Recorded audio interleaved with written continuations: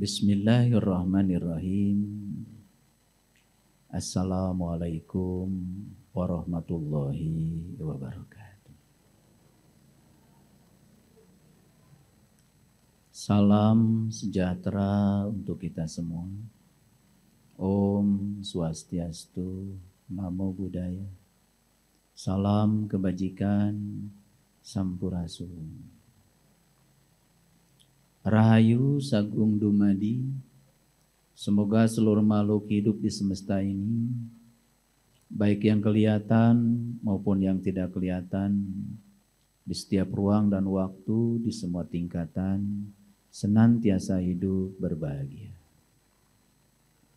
Semoga kita semua yang masih diberi pinjaman kehidupan ini selalu bisa menjadi sumber cinta, sumber kedamaian, sumber kebahagiaan, sumber ketentraman, sumber sukacita bagi semua makhluk.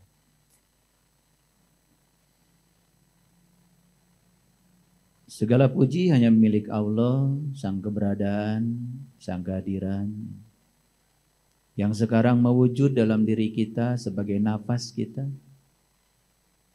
Nafas itu tidak bisa dibeli dengan uang. Seberapa banyak pun seseorang punya kekayaan, dia tidak bisa membeli nafas. Bikin rumah sakit bisa, tapi membeli nafas tidak bisa.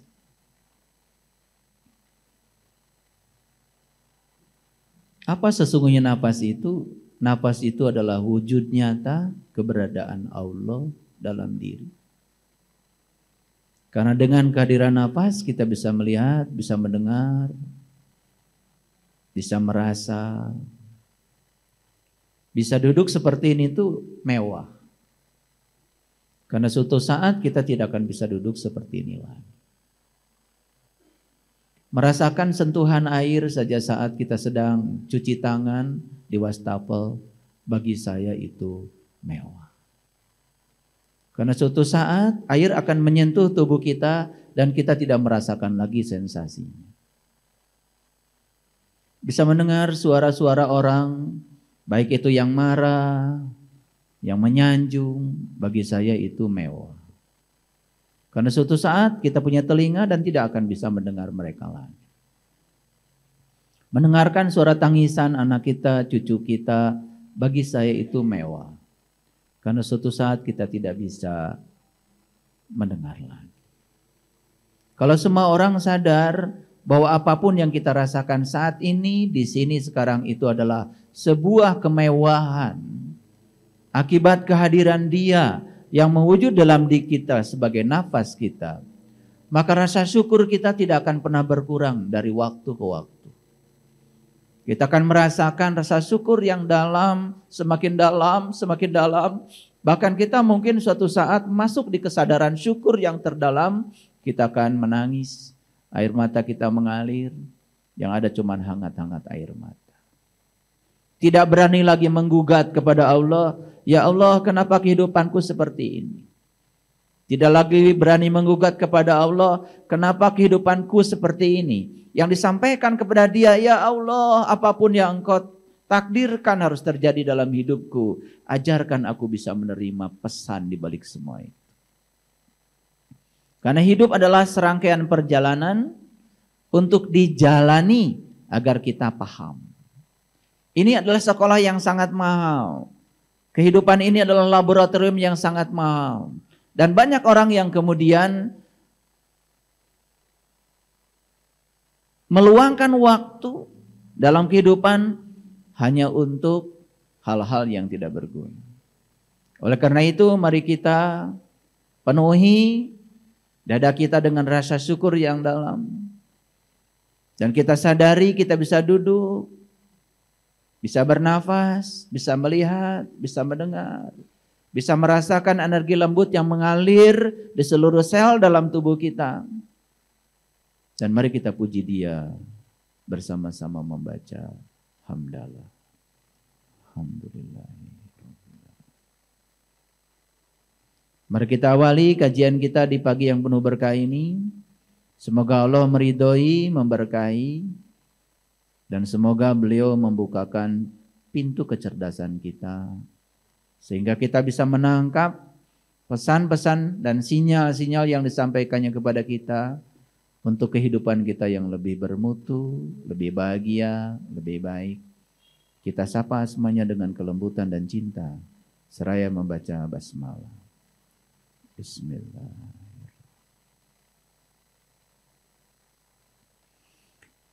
Membacakan bismillah dan alhamdulillah dengan kesadaran penuh, itu nilainya dahsyat.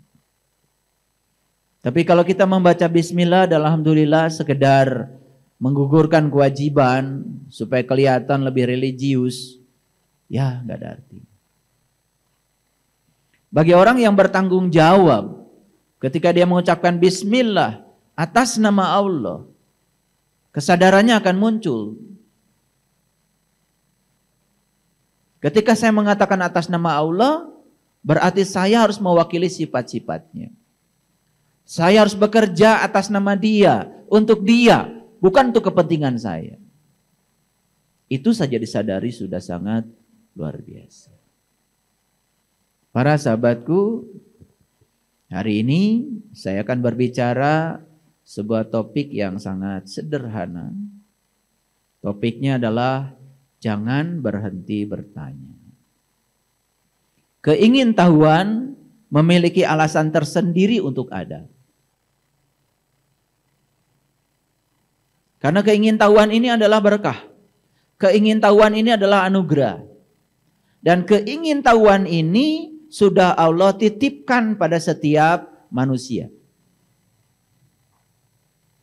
Dan kita bisa lihat perbedaan orang yang rasa ingin tahunya besar dengan rasa ingin tahunya tidak ada.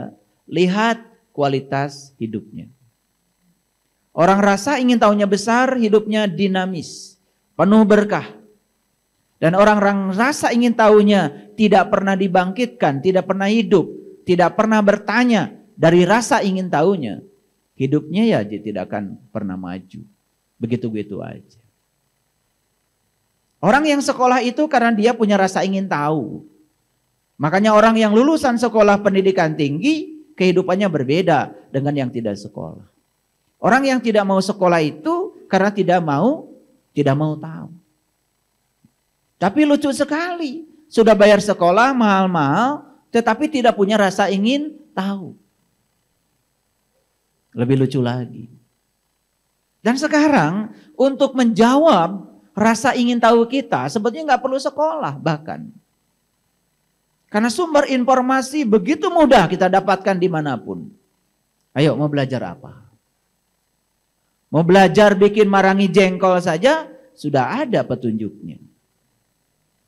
Mau bikin sup, mau sup iga, mau sup ayam, mau sup mau sup ikan, mau sup sehat, ada resep. Apa yang tidak bisa? Jadi sebetulnya kalau kita ingin hidup kita bermutu dan berkualitas, maka satu saja, rasa ingin tahu yang menggebu-gebu dalam diri kita itu jangan pernah dibunuh. Dan semua peradaban berasal dari rasa ingin tahu yang tumbuh. Semua peradaban dimulai oleh satu pertanyaan.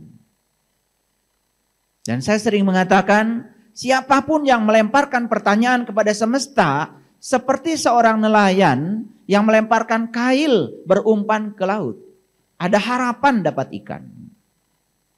Bahkan saya sering mengatakan berulang kali dalam kajian-kajian saya, siapapun yang selalu melemparkan pertanyaan ke semesta, maka semesta akan menitipkan jawabannya bagi dia. Dan jawaban hanya akan dititipkan kepada mereka yang bertanya. Dunia pendidikan di seluruh dunia itu mengalami transisi, mengalami inovasi. Sehingga model-model pembelajaran di dunia pendidikan seluruh dunia yang diusung itu namanya PBL.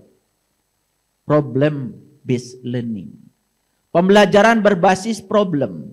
Artinya pembelajaran itu harus diawali dengan sebuah pertanyaan. Dan kalau tidak ada pertanyaan, tidak ada kegiatan apapun yang bisa dilakukan di kelas untuk menjawab pertanyaan. Makanya dalam dunia pendidikan yang namanya pembelajarannya 3 aja.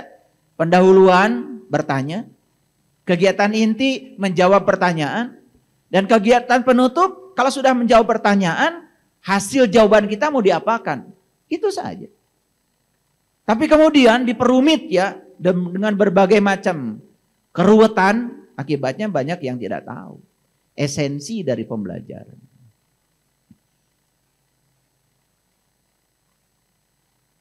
Semua ilmuwan menemukan penemuan itu berasal dari pertanyaan.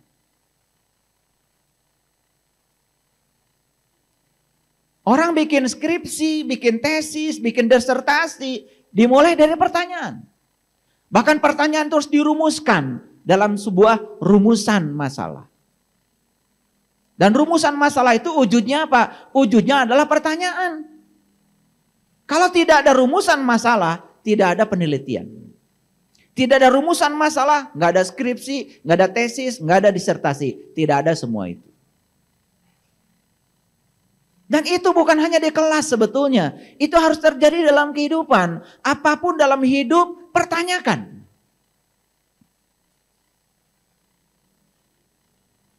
Dan saya dari kecil semua mempertanyakan. Orang tua saya mengajarkan iman, saya pertanyakan apa iman itu. Orang tua saya mengajarkan Islam, saya pertanyakan apa Islam itu. Orang tua saya mengajarkan kiamat, apa kiamat itu? Saya pertanyakan. Orang tua saya mengajarkan akhirat, saya pertanyakan apa akhirat itu? Saya pertanyakan semua. Dan ternyata begitu dipertanyakan semua yang dipertanyakan itu akan mewujud menjadi aliran jawaban. Jadi apa masalah kita dalam hidup ini? Masalah kita dalam hidup ini adalah kita tidak pernah mempertanyakan sesuatu, terlalu percaya dengan apa yang orang katakan tentang sesuatu. Betul? Nah sekarang mari kita bangkitkan dalam diri kita. Yuk kita pertanyakan semuanya.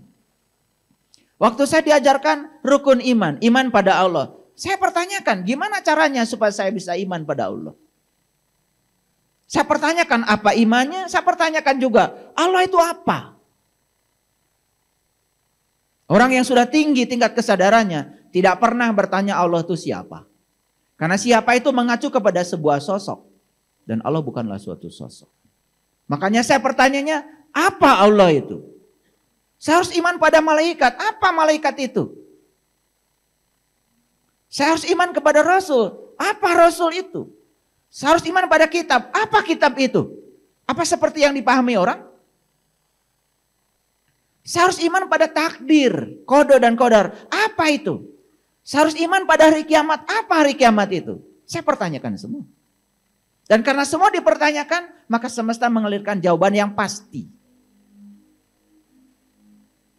Pasti.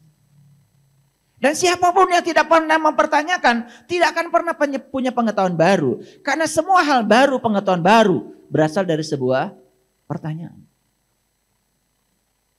Mari kita lihat contoh sederhana.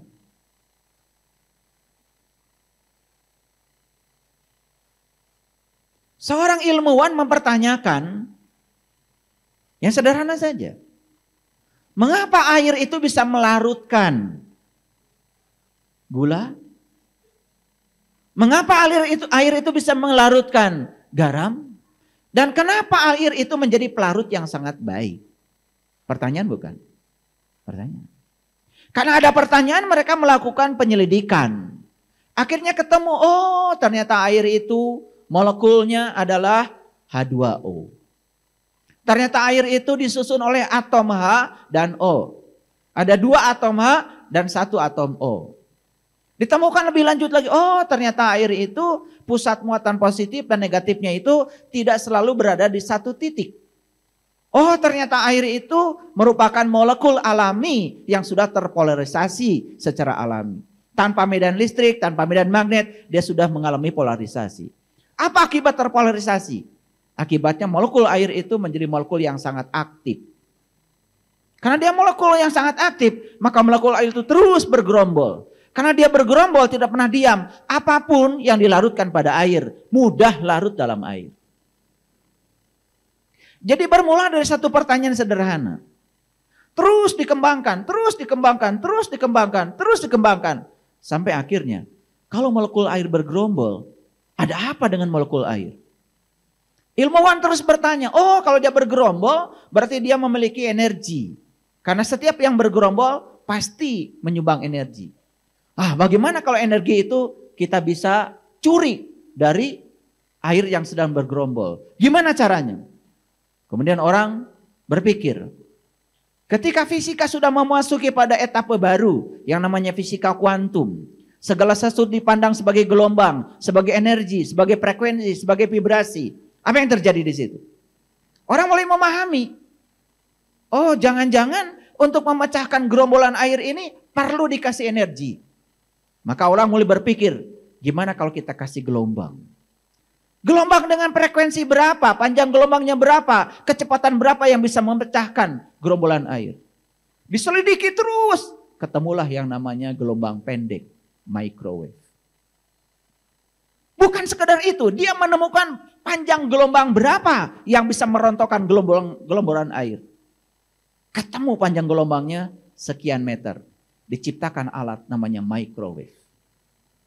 Setelah diciptakan alat yang namanya microwave, sekarang kita menikmatinya.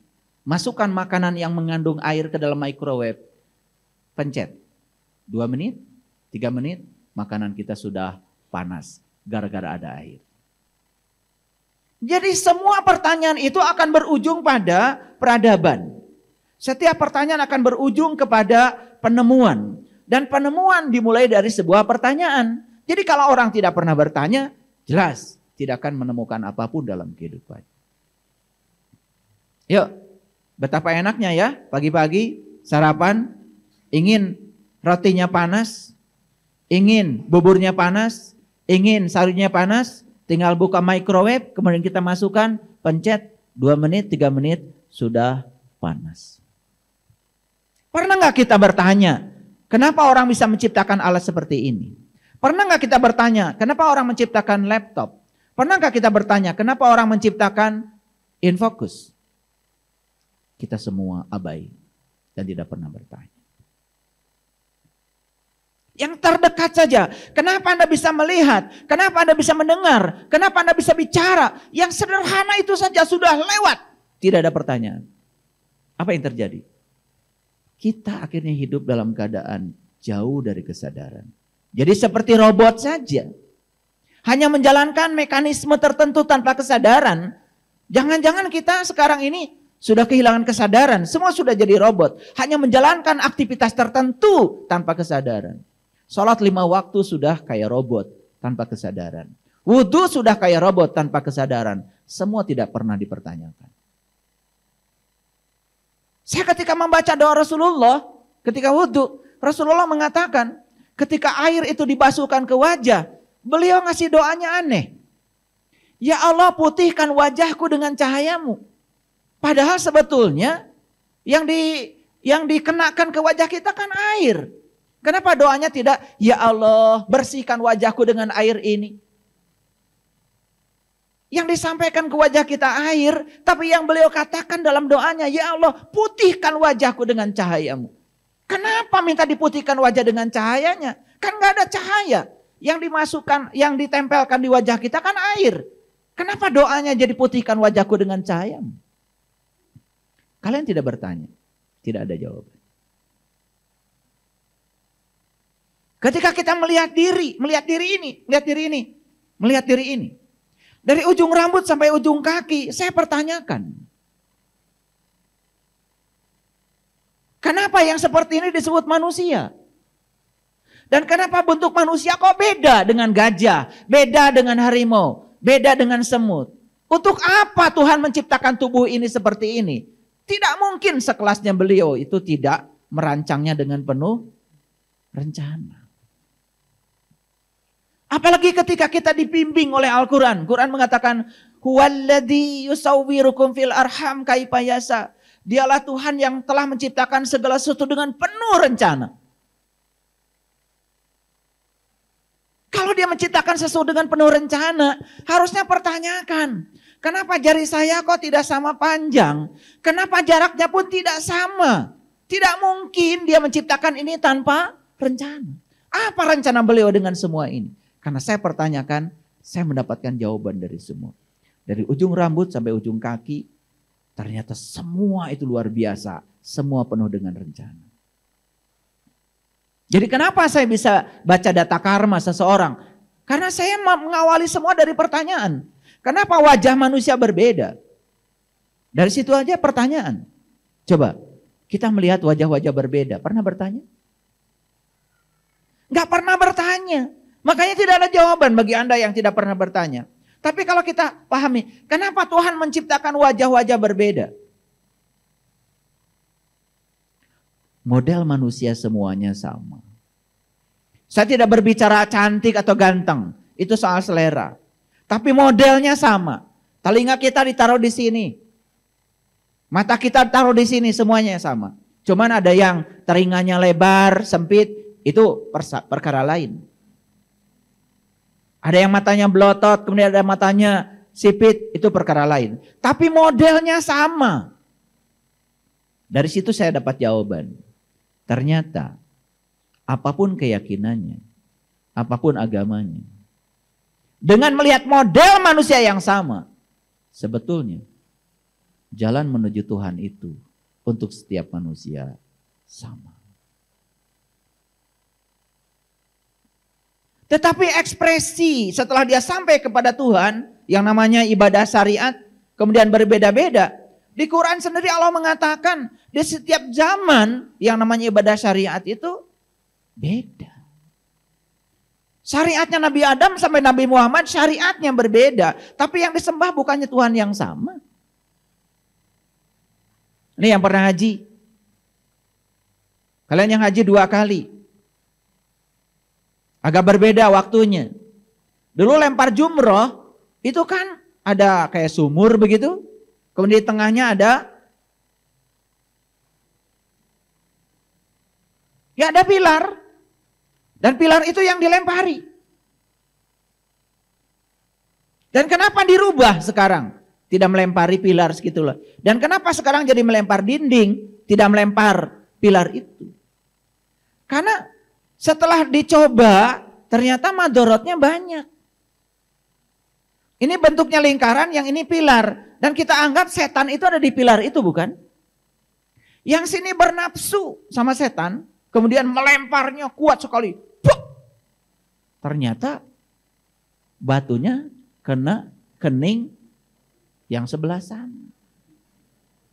Yang sebelah sana kan lebih nafsu lagi. Ambil batu lebih gede lagi. Puh! Gitu. Akhirnya terjadilah lemparan-lemparan batu antara setan dengan setan. Karena madorotnya luar biasa, sekarang diganti pakai dinding. Jadi melempar dinding, itu kan dirubah syariatnya. Lah karena kita menjadi alergi ketika ada perubahan syariat. Kenapa kita? Yang alergi itu karena kita tidak mau belajar. Itu saja. Paham maksud saya? Ini contoh saja. Karena saya harus kasih contoh supaya ngerti. Kalau nggak kasih contoh nanti saya disangka ngarang. Gitu. Paham maksud saya? Oke. Jadi apapun harus dipertanyakan. Ketika Isaac Newton menemukan hukum gravitasi, dan kemudian hukum dia itu digunakan oleh Kepler dan ahli-ahli fisika yang lain. Dan kemudian bisa menghitung berapa hari sih bumi mengitari matahari. Sampai sekarang secara presisi kita tahu kapan gerhana matahari total, kapan gerhana bulan total. Kita bisa menghitung itu gara-gara Newton menemukan hukum gravitasi. Tapi baca pernyataan Newton. Hukum gravitasi hanya bisa menghitung gaya tarik antar planet, antar bintang. Tetapi hukum gravitasi tidak pernah bisa menjelaskan siapa yang menggerakkan semua itu. Ini seorang ilmuwan yang jujur, tidak pernah sombong. Dia menunjukkan keterbatasan hukumnya. Hukum gravitasi bisa menghitung berapa besar gaya tarik menarik antara bumi dengan bulan. Berapa besar gaya tarik menarik antara bumi dengan matahari. Bisa dihitung, mudah. Tapi beliau sering mengatakan, hukum gravitasi tidak pernah bisa menjawab siapa yang menggerakkan semua itu. Medan gravitasi ada di sini. Buktinya benda apapun di sini kalau dilepaskan jatuh ke bawah. Kita cuma melihat benda jatuh ke bawah. Tapi mengapa jatuh ke bawah? Siapa yang menggerakkan semua itu? Tidak bisa. Setinggi-tingginya orang belajar fisika, ya, sampai hari ini belum bisa menjelaskan apa itu yang disebut dengan medan gravitasi. Tidak ada. Tetapi karena terus dipertanyakan, suatu saat pasti akan ada jawaban untuk orang yang bertanya. Apa sih ruang ini? Apa sih waktu ini? Dan kenapa setiap manusia mengambil kehidupan dari ruang kosong ini? Coba sekarang, sederhana saja. Kalian bernafas dari ruang kosong ini.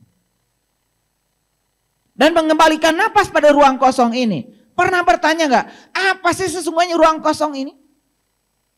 Gak pernah bertanya. Makanya melihat ruang kosong ya melompong saja kosong. Seperti kosongnya otak kita. Seperti kosongnya kesadaran kita. Lalu cuap-cuap di mana-mana seperti orang yang sadar. Meracuni orang-orang yang tidak sadar. Sementara dia yang berbicara pun dalam keadaan tidak sadar.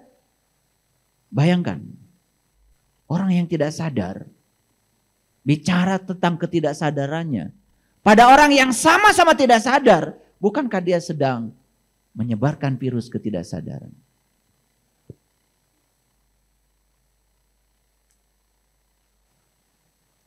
Coba.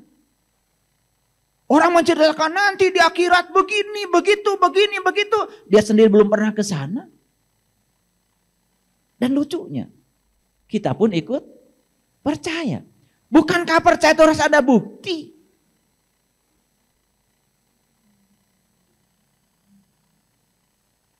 Pertanyaan saya sederhana.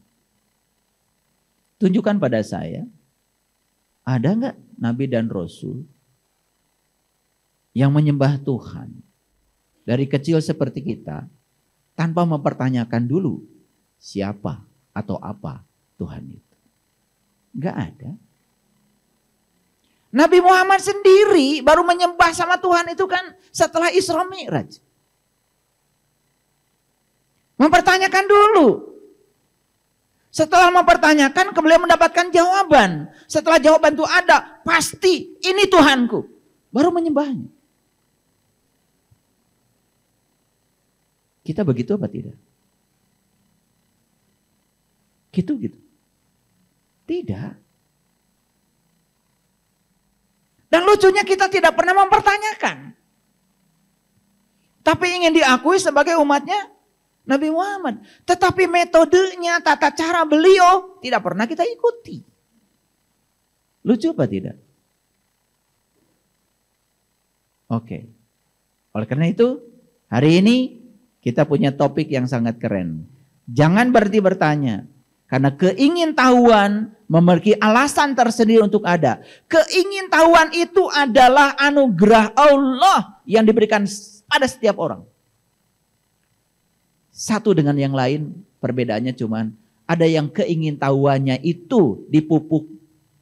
Ada yang keinginan tahunya tidak dipupuk. Ya terserah, pilihan ada pada kita. Mau jadi orang yang berkesadaran atau menjadi robot yang hanya menjalankan sesuatu secara mekanistik tanpa kesadaran.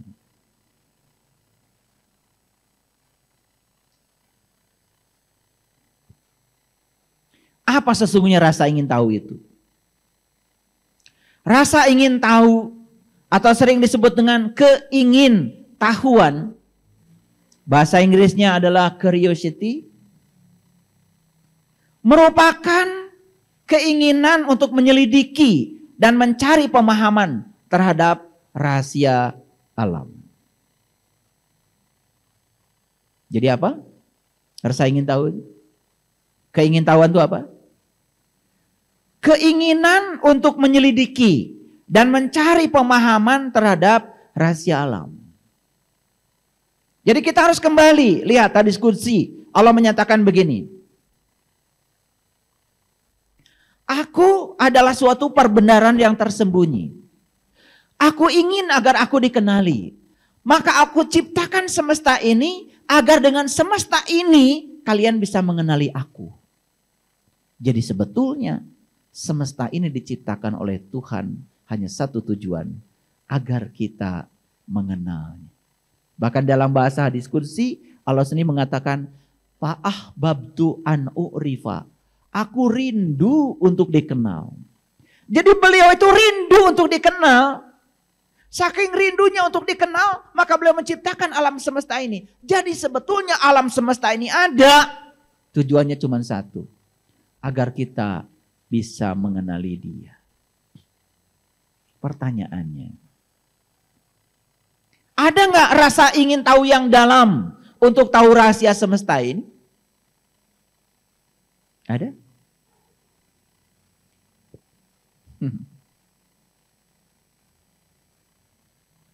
Itu. Yang kedua, rasa ingin tahu itu senantiasa akan memotivasi diri untuk terus mencari dan mengetahui hal-hal yang baru. Sehingga akan memperbanyak ilmu pengetahuan dan pengalaman. Jadi rasa ingin tahu ini Allah semaikan pada setiap manusia, pada setiap diri. Dan rasa ingin tahu ini tujuannya Allah menyemaikan pada kita untuk memotivasi diri agar terus mencari dan mengetahui hal-hal yang baru. Sehingga kita akan memperbanyak ilmu pengetahuan dan pengalaman. Produk dari rasa ingin tahu ada dua. Satu, ilmu pengetahuan. Yang kedua, pengalaman.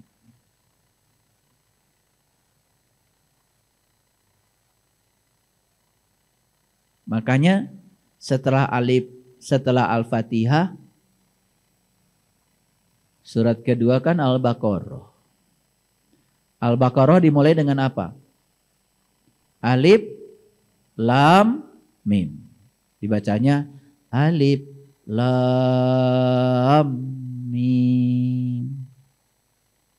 Kalau saya ditanya, apa sih artinya alif, lam, mim? Jawaban saya sederhana. A, la, mi.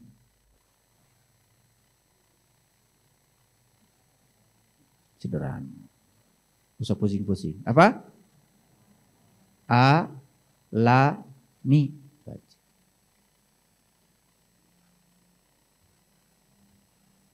Karena siapapun yang mengalami pasti paham. Dan siapapun yang belum mengalami tidak akan paham. Leluhur kita sudah mengatakan malam yazuk lam yarib. Hanya yang mengalami yang akan paham. Maka belajar itu tidak cukup learning to know. Tapi harus learning to do. Harus learning to be. Anda tidak akan menjadi siapa-siapa dengan menceritakan perjalanan Nabi Musa. Anda hanya menjadi ahli sejarah. Ahli bicara. Tapi kalau Anda learning to be, menjadi Musa, Anda akan bisa mengalami pengalamannya Musa. Pertanyaannya, gimana caranya supaya belajar itu learning to be? Ya learning to do. Tidak cukup Anda learning to know. Sekedar menjejali otak kita dengan berbagai macam hafalan. Gak penting.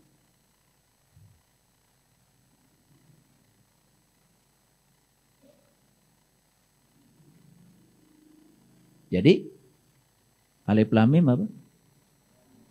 A, la, mi, gitu aja. Tentu ini bukan tafsir.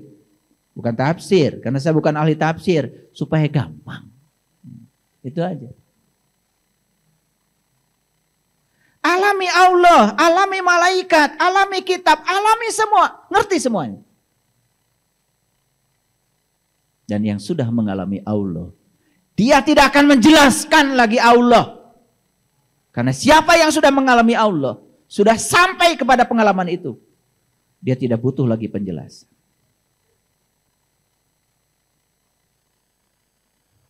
air ini. Ada rasanya? Ada rasanya? Masa nggak ada rasanya? Ya ada, rasa apa? Rasa air. Gitu aja pusing.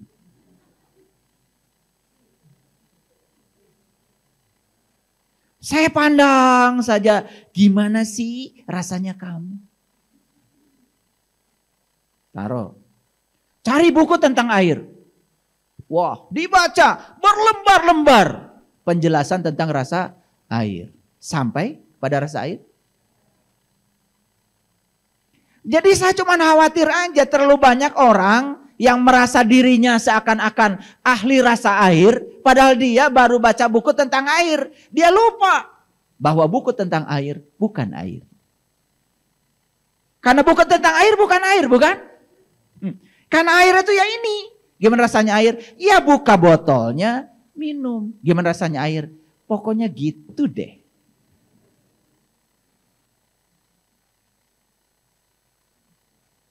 Nah kemudian ada yang bertanya, Pak, air yang Bapak minum gimana rasanya? Ya saya kasih air aja daripada saya menjelaskan, repot-repot. Begitu saya tanya lagi, gimana rasanya air? Pokoknya gitu deh, nyampe.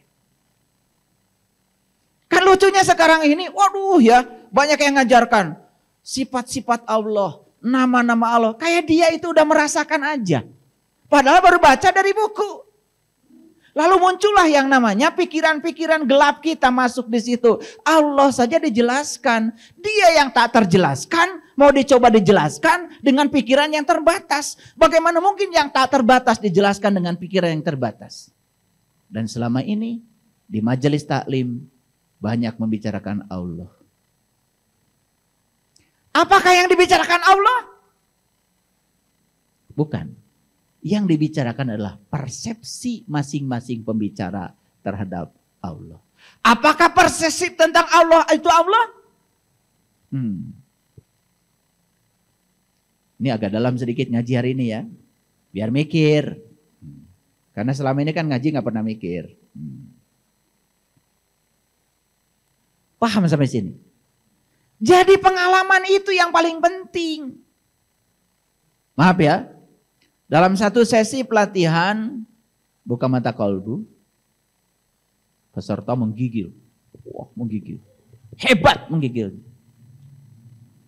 Terus dia nanya sama saya, kok tadi waktu saya sedang memasuki kesadaran tertinggi saya, kok saya menggigil? Jawaban saya sederhana kan? Pernah dengar gak?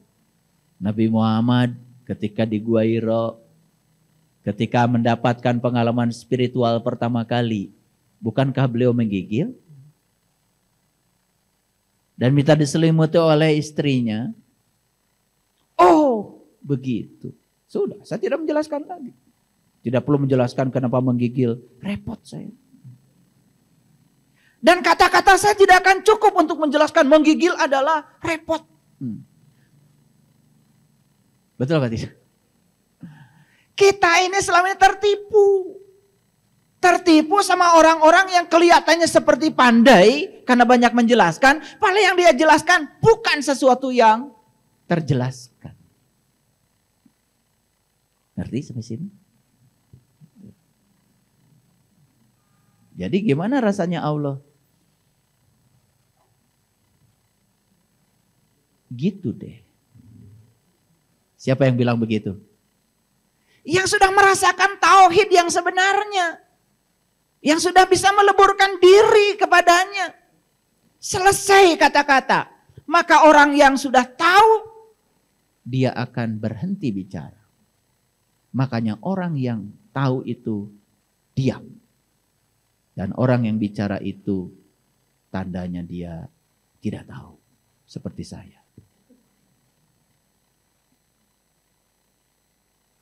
Hati-hati dengarkan saya. Karena saya banyak bicara bukan? Itu tanda saya tidak tahu. Saya inginnya pengajian ini saya duduk, saya di sini merem. Kalian juga duduk, merem. Semua yang di otak saya pindah. Itu pengennya begitu. Mau dicoba? Sudah dicoba, ya. Lalu jamaah saya mengatakan, ayah ngomong aja berulang-ulang saya susah ngertinya. Apalagi kalau ayah diam. Ya udah akhirnya kayak gini lagi pengajiannya, saya jadi ngomong lagi. Padahal sebenarnya saya udah malas ngomong. Tapi sekali lagi yang saya bicarakan ini adalah hanya petunjuk untuk membuka pikiran agar kita sampai pada pengalaman itu. Makanya di pesantren itu ada kitab yang sangat saya kagumi. Namanya kitab Ya Walad. Nah, kitab Ya Walad itu karya Imam Al-Ghazali. Nah, kitab Ya Walad itu, walad itu anak, Ya Walad itu wahai anakku. Ternyata dialog antara Imam Al-Ghazali dengan muridnya beliau yang paling cerdas. Nah, kenapa Imam Al-Ghazali mengatakan muridnya paling cerdas? Karena dia yang paling banyak bertanya. Gitu. Jadi yang paling cerdas itu yang paling banyak bertanya. Dan apa jawaban Imam Al-Ghazali di Ya Walad itu? Itu yang saya sangat kagumi. Setiap pertanyaan yang dilontarkan oleh muridnya yang cerdas itu sama sekali tidak dijawab oleh Imam Al-Ghazali. Dan jawabannya sama. Jawabannya gini. Kelak ketika amalmu sudah sampai di sana, kamu sendiri yang akan bisa menjawabnya. Besok-besok nanya lagi. Jawabannya, kelak ketika amalmu sudah sampai di sana, kamu sendiri yang akan bisa menjawab. Tapi Imam Al-Ghazali ngasih metode supaya amal itu tercapai. Ngasih metode supaya amal itu bisa dirasakan, dialami. Supaya learning to do, agar learning to be. Itu seorang guru yang keren. Itu pembelajarannya namanya discovery learning. Banyak kadang-kadang yang ngomong discovery learning, cuma ujian sidang aja. Ditanya dalamnya, gak ngerti. Prakteknya pun gak ada. Jadi stop bicara hukum Newton. Jadikan siswa kita sebagai Newton. Stop bicara hukum Archimedes. Jadikan mereka jadi Archimedes. Mereka akan mengalami Archimedes. Mengalami Newton. Itu yang benar. Nabi Muhammad sabar? Nabi Muhammad sabar? Kata siapa? Ya saya juga percaya beliau pasti sabar. Karena beliau kan sudah mencapai pencerahan. Sudah sampai kepada Allahnya. Sudah pasrah total kepada Allah. Kan sabar itu bisa menerima realitas tanpa syarat. Karena realitas itu kebenaran. Saya percaya itu. Tetapi apakah kita besok-besok menjadi sabar ketika membaca kesabaran Nabi Muhammad? Bukankah dari dulu juga kalian suka membaca sejarah Nabi Muhammad sabar? Apa kalian jadi sabar? Jujur dong. Ternyata membicarakan kesabaran beliau tidak akan membuat kita jadi sabar. Lalu apa yang harus kita pelajari?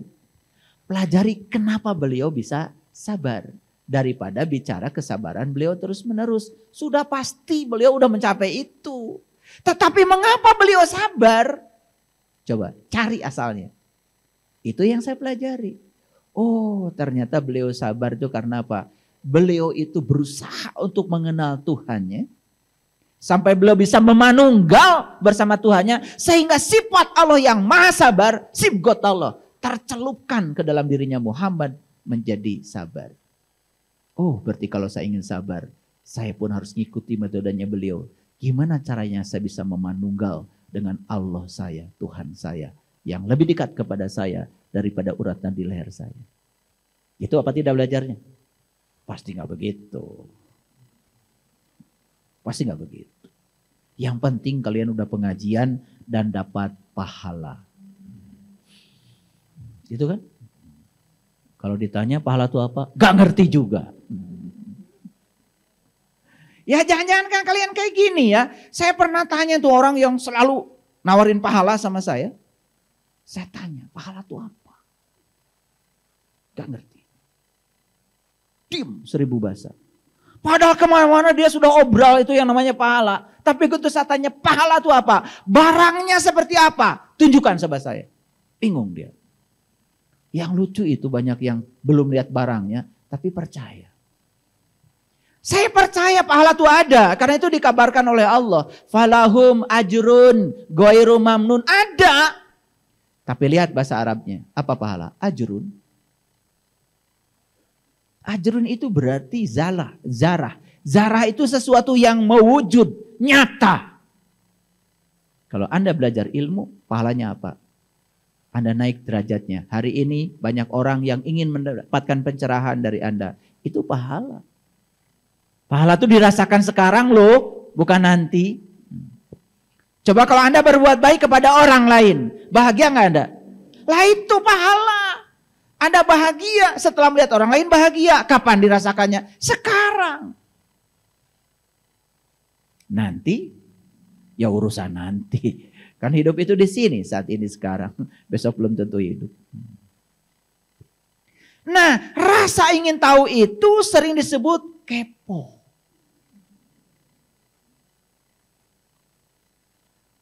Ternyata kepo itu bahasa Inggris. K-nya knowing, E-nya every, P-nya particular, O-nya object. Jadi ternyata kepo itu knowing every particular object. Artinya orang itu disebut kepo apabila dia punya rasa ingin tahu secara mendalam mengenai sesuatu. Tapi kata kepo ini sering bernada negatif. Kenapa? Karena memang negatif ketika diterapkan hanya ingin tahu lebih mendalam tentang kehidupan orang lain. Urusan orang lain. Yang seharusnya kita stop untuk rasa tahu yang itu. Harusnya kita harus tahu, rasa ingin tahu tentang kehidupan pribadi kita, diri kita. Nah itu keponya baru keren. Jadi apa kepo? Kalau ditanya kepo itu harus tahu. Knowing every particular object. Jadi ingin tahu sesuatu objek, sesuatu perkara lebih mendalam. Itu kepo namanya. Nah sekarang tumbuhkan kepo itu. Ingin tahu siapa saya. Kepo enggak? Dari mana saya asal? Kepo enggak? Kepo. Apa tugas saya di sini? Kepo enggak? Kepo. Setelah ini saya ke sana, pulang kemana? Kepo enggak? Gimana caranya supaya saya pulang selamat? Gak nyasar di pohon mangga. Kepo enggak? Kepo. Makanya saya dari kecil memelihara kepo itu. Nah kepo itu bahasa leluhur kitanya di tanah Jawa sering disebut dengan ilmu sangkan paran. Ilmu sangkan paraning dumadi itu ilmu kepo namanya itu. Karena ilmu itu adalah ilmu awal yang bisa menjawab seluruh persoalan hidup. Makanya kenapa persoalan hidup kita tidak terjawab? Satu masalah kita. Karena kita belum kepo tentang siapa diri kita. Yuk, kepo ya? Kepo ya? Saya ketika membaca ayat Quran dulu waktu kecil. Ketika nyawamu sampai di kerongkongan.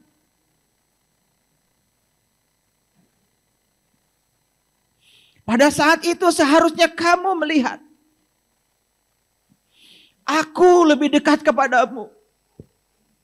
Tapi mengapa saat itu kamu tidak melihat? Falaula idza balagatil hulqum. Wa antum hina idin tangdurun. Wa nahnu aqrabu ilai minkum. Walakin la tubsyir. Karena saya kepo. Saya nangis. Saya kalau baca ayat ini gak kuat. Nangis. Karena ini adalah awal perjalanan spiritual saya. Ketika nyawamu sampai di kerongkongan nanti, kata Allah, seharusnya saat itu kamu melihat. Aku lebih dekat kepadamu. Tapi mengapa kebanyakan manusia tidak melihat? Wah, saya kepo. Keponya saya apa? Ya Allah, kalau saat nyawa di kerongkongan ini saya harus melihat. Apa yang harus saya lihat ya Allah? Kepo. Dengan mata mana saya harus melihat ya Allah? Kepo.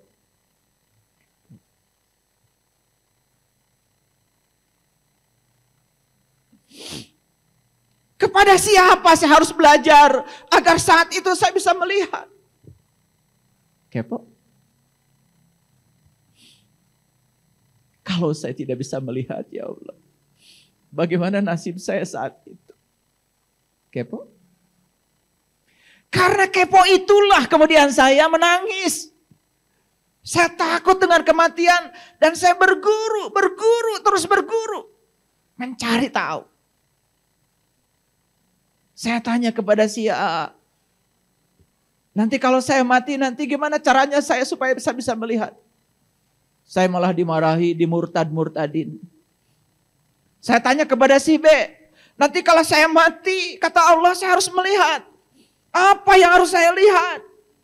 Malah saya dibilang musyrik, dibilang kafir, dibilang sesat. Itu jawaban yang saya dapat.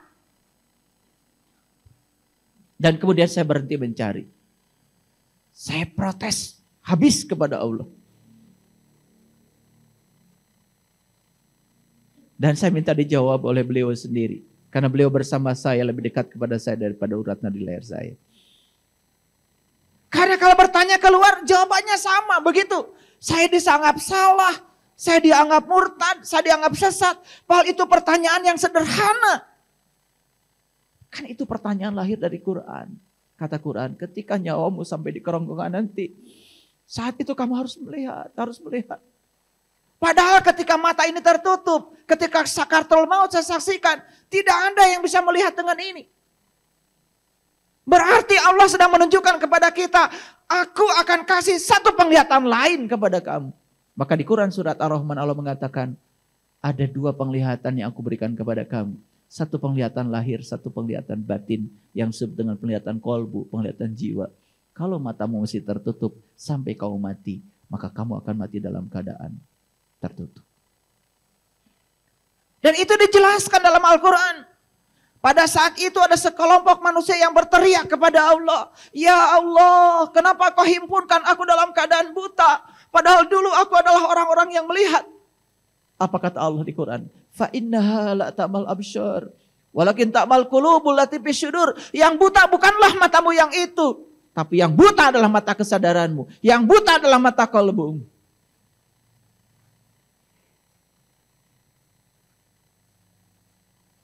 Apa yang kepo?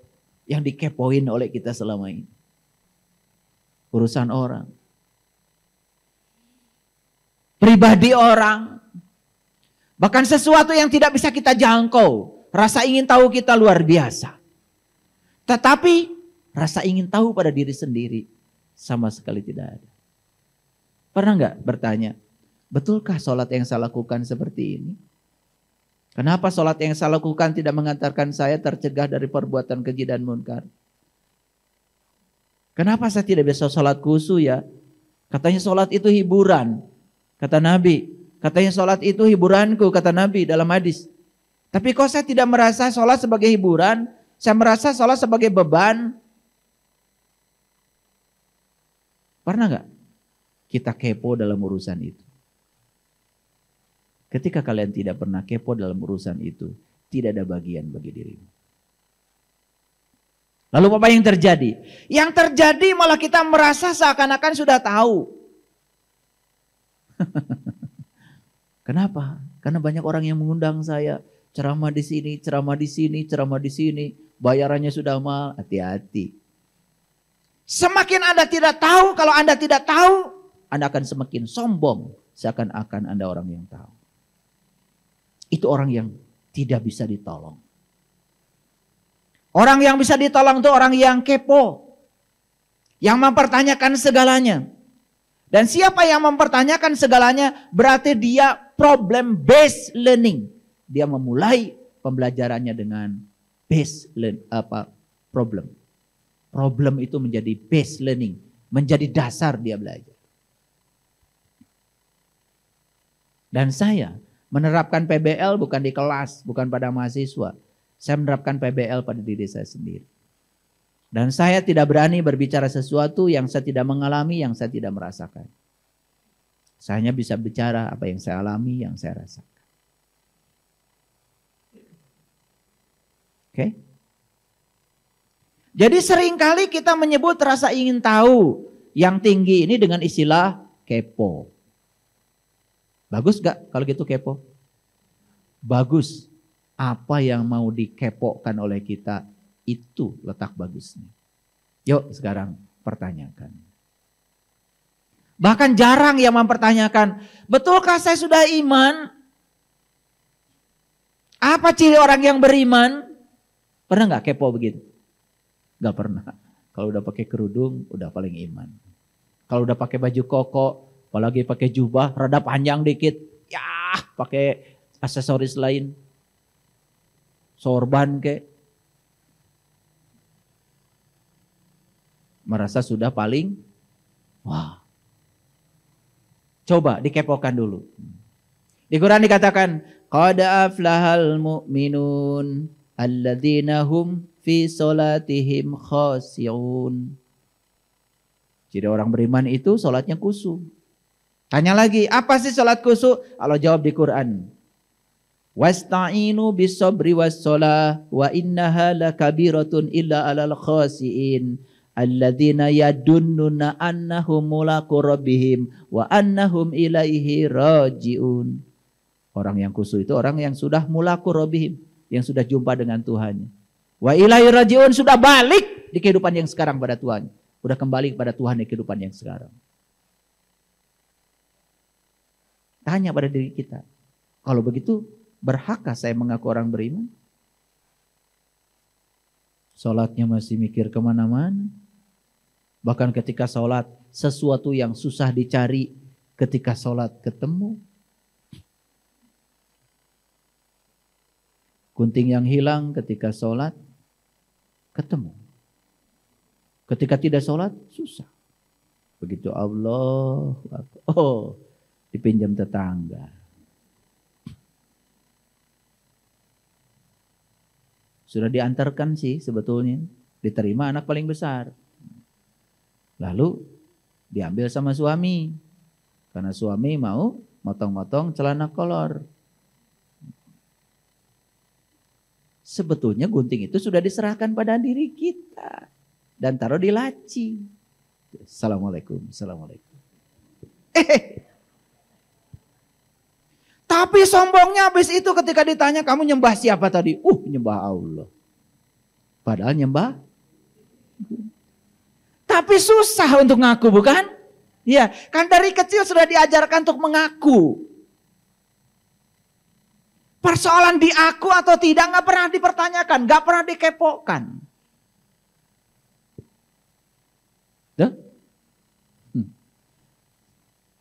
Saya ketika ada orang bilang, katanya kalau orang yang hafiz Quran itu akan masuk surga tanpa hisab. HP saya duluan kayak masuk surga. 30 juz hafal. Coba tanya HP saya. 30 juz. Ayat mana aja ngerti dia. Lalu kita menjadi sombong karena hafal. Padahal hafal itu dalam teori kognisi, itu adalah level keterampilan yang paling rendah. Kalau anak mahasiswa bilangnya itu C1. Dan hafal hari ini besok bisa lupa, bukan? Tapi kalau paham itu C2. Kalau paham itu beda, mengakar di sini. Makanya bagus kalau paham. Siapa yang paham pasti hafal. Siapa yang hafal belum tentu paham. Gitu. Jadi tahu ya kepo sekarang ya. Oke. Bagus nggak kepo? Bagus. Mari kita terapkan kepo itu untuk urusan-urusan yang penting. Urusan orang lain, urusan harta orang lain, urusan pribadi orang lain, urusan rumah tangga orang lain, urusan yang lain. Stop. Jangan ingin tahu itu. Jadi kepo itu sebetulnya rasa penasaran yang tinggi yang menuntut seseorang mencari lebih banyak informasi baru mengenai sesuatu. Yuk kita mulai. Kalau kita mempertanyakan, apakah saya sudah beriman? Akan mencari informasi baru nggak? Akan mencari referensi baru nggak? Saya jamin. Terus kalian pertanyakan, akan sampai pada titik. Oh ternyata Nabi Musa itu imannya itu bukan ngaku seperti saya. Ternyata Nabi Musa itu imannya itu ketika Allah sudah bertajalli di kesadarannya. Kan di Quran dikatakan, ketika Nabi Musa meminta kepada Allah, ya Allah Tuhanku, nampakkanlah diri engkau kepadaku agar aku dapat melihatmu. Itu diabadikan dalam Quran surat Al-A'raf ayat 143. Apa kata Allah? Kamu tidak akan sanggup melihatku Musa, tapi lihatlah di kesadaranmu, karena aku ada di situ. Kemudian Allah bertajalli, falamma tajalla rabbuhu lil jabal. Ketika Tuhan bertajalli menampakkan diri kepada Musa. Kemudian Musa mengatakan, qala subhanaka tubtu ilaika wa ana awwalul mu'minin. Inilah awal aku beriman. Coba iman kita begitu? Iman kita begitu tidak? Kalau tidak begitu, patut nggak dikepokan? Oh, ternyata saya selama ini cuma ngaku-ngaku doang. Kata Quran, iman itu bukan begitu. Ini ada yang bagus juga di Quran. Umatnya Musa disuruh iman sama Allahnya Musa. Nih, umatnya Musa nih kepo banget. Bilangnya begini, hai Musa, bagaimana aku bisa iman sama Allahmu itu kalau aku belum bisa melihat dengan jelas? Kepo nggak itu? Kepo nggak? Itu diabadikan di Quran surat Al-Baqarah 55. Tapi karena kita bacanya kecepatan, targetnya supaya one day one judge, sampai kita tidak kepo dengan ayat itu. Makanya saya tidak bisa seperti kalian ya. Satu hari satu judge, saya nggak bisa. Saya kadang-kadang satu hari satu huruf. Ya iya. Jadi saya mikirkan kenapa huruf pertama Quran ba itu aja bertahun-tahun saya. Gak lulus-lulus itu. Belum sin, belum mim, belum ba aja. Dan salah satu ciri orang yang bertakwa itu dia sudah bisa menangkap hudan, petunjuk dari Al-Quran. Makanya zalikal kitab la raibafi hudan lil muttaqin. Jadi sebetulnya orang bertakwa itu ciri pertamanya itu dia sudah bisa menangkap hudan, petunjuk dari kitab. Jadi sekarang patut dikepokan kan pada diri kita. Apakah saya layak disebut orang yang bertakwa? Sementara saya kalau baca Quran sama sekali tidak pernah mendapatkan petunjuk apapun. Patut dikepokan? Oke, satu. Katanya kata Quran, orang yang bertakwa itu alladzina yu'minuna bil ghaib. Orang yang bisa mengimani yang gaib. Sedangkan Allah bilang di dalam Quran, wal awalu wal akhiru wal dhahiru wal batin. Allah mengatakan, memang aku ini batin, tapi aku juga lahir. Memang aku ini gaib, tapi aku juga nyata. Bingung apa tidak? Itu Allah sedang ngasih tahu sama kita. Sepanjang kamu memandang Allah gaib, kamu hanya melihat Allah kegaiban. Tapi kalau kamu sudah memandang Allah nyata, kamu akan melihat Allah nyata, senyata-nyatanya. Jadi kapan yang gaib akan kita bisa imani? Kalau sudah nyata. Dan seterusnya. Nah, baru masuk ayat yang ke-6, di situ baru cerita tentang ciri-ciri orang yang tertutup mata kolbunya. Dan ciri orang yang tertutup mata kolbunya itu dikatakan di dalam Al-Quran. Yang pertama, innal ladzina kafaru sawaun alaihim a'andartahum am lam tumdirhum la yu'minun. Orang yang tertutup mata kolbunya, dikasih ceramah, tidak dikasih ceramah, dia tidak akan beriman. Karena ternyata ayat itu mengatakan ceramah tidak akan pernah membuat seseorang menjadi beriman. Coba kalian berdiri depan pintu. Pintu terkunci. Berdiri aja depan pintu. Wahai pintu. Sebentar lagi saya akan memasuki rumah. terbukalah. Bisa buka nggak pintu? Nggak bisa. Cara buka pintu itu harus pakai kunci. Kuncinya pun harus tahu cara memasukkannya. Masukkan anak kunci, prak. Buka, baru bisa masuk. Jadi artinya supaya kita bisa mengawali iman tidak cukup dengar ceramah, harus praktek. Karena Nabi Musa mengawali iman juga praktek, tidak mendengarkan ceramah. Itu yang pertama. Yang kedua, innal ladzina kafaru sawa'un 'alaihim a andartahum am lam tundirhum la yu'minun. Khatamallahu 'ala qulubihim wa 'ala sam'ihim wa 'ala absyarihim ghishawatu wa lahum adzabun adzim. Jadi orang yang tertutup mata kolbunya itu, ya, dia punya kolbu tapi tidak bisa memahami. Dia punya kolbu tapi tidak bisa mendengar. Dia punya kolbu tapi tidak bisa melihat. Dia punya itu tapi tidak berfungsi sama sekali. Kepokan pada diri kita. Kolbu saya sudah begitu belum ya? Lanjut. Wa minan nasi may yaqulu amana billahi wa bil yaumil akhir wa ma hum bimumin. Ciri orang yang tertutup mata kolbunya itu suka ngaku-ngaku. Ngaku-ngaku jadi orang beriman. Gitu. Coba dikepokan. Jangan-jangan saya cuman ngaku. Apakah saya diaku? Coba. Pernah gak kepo gitu?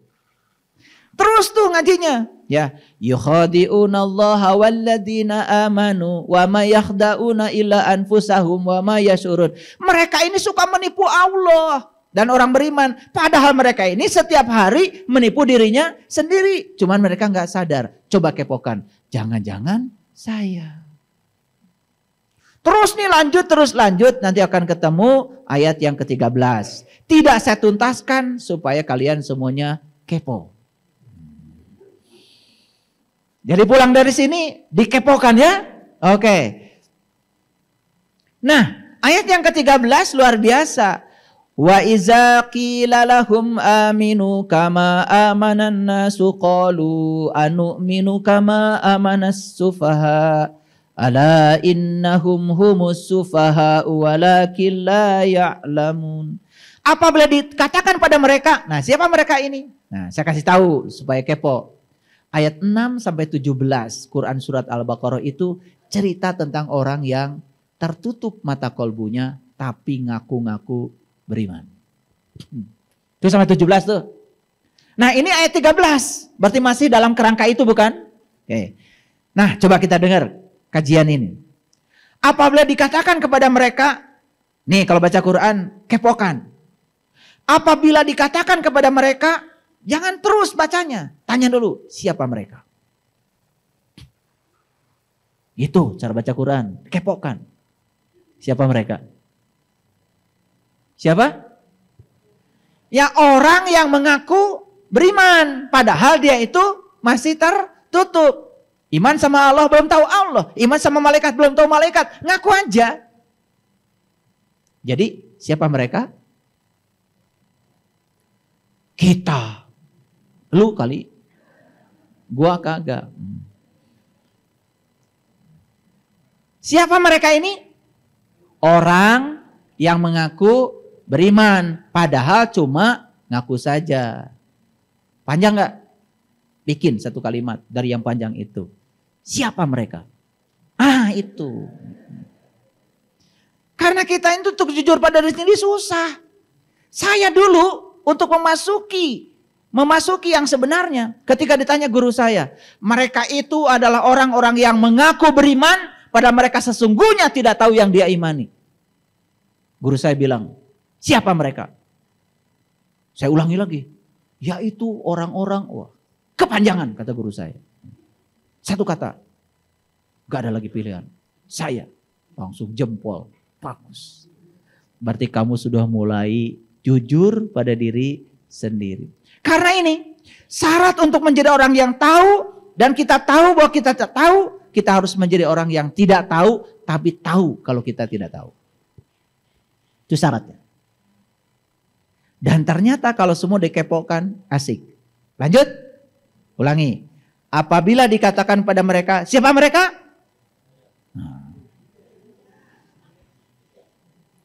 Berimanlah kamu sebagaimana orang-orang lain telah beriman.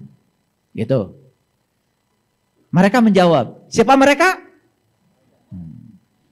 Harus jelas. Nah, mereka menjawab lagi, akan berimankah kami sebagaimana orang-orang yang bodoh itu telah beriman. Ini orang yang tidak tahu, tapi dia tidak tahu bahwa dia tidak tahu. Karena sudah mengaku sebagai orang yang tahu, ketika diberitahu malah bilang yang memberitahu bodoh. Siapa mereka? Nah, jelaskan. Makanya ngaji itu tidak boleh membicarakan orang lain di belakang. Makanya saya tidak pernah membicarakan orang kafir di belakang. Enggak pernah. Orang kafirnya saya undang. Saya tidak pernah membicarakan Fir'aun di belakang. Fir'aunnya saya undang. Saya tidak pernah membicarakan setan di belakang. Nanti tambah mulia dia. Saya jadi terhina karena saya gibah. Menggibah setan. Makanya sebelum saya bicara setan, setannya saya undang dulu. Gitu. Saya terhindar dari gibah. Karena apa? Saya tidak pernah membicarakan di belakang. Selalu di depannya. Paham ya? Kepo ya. Lanjut. Ini agak saintifik ya hari ini kajiannya. Akankah berimankah kami sebagaimana orang-orang yang bodoh itu telah beriman? Tapi Allah bilang, ala innahum humus sufaha walakin la ya'lamun. Ingatlah, sesungguhnya merekalah orang-orang yang bodoh, tapi mereka tidak tahu. Pertanyaan dari saya, mengapa mereka tidak tahu? Jawab.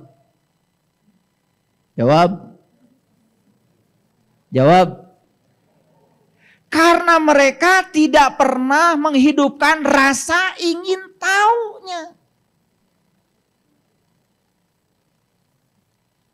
Ini harus balik lagi ke kajian tadi yang awal, yang judulnya tadi. Apa tadi? Jangan berhenti bertanya. Karena keingintahuan punya alasan sendiri untuk ada. Jadi rasa ingin tahu itu apakah ada pada setiap orang? Ada. Lalu kenapa dia menjadi orang yang tidak tahu? Karena rasa ingin tahunya dikubur dalam-dalam, dia puas menjadi robot, menjadi pengikut apa kata orang. Walaupun orang yang ngomong pun belum tentu benar. Ngerti sampai sini? Oke. Ngerti ayat ini? Oke. Lanjut dulu. Pelan-pelan ya.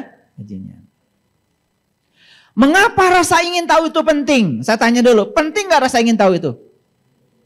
Jawab dong.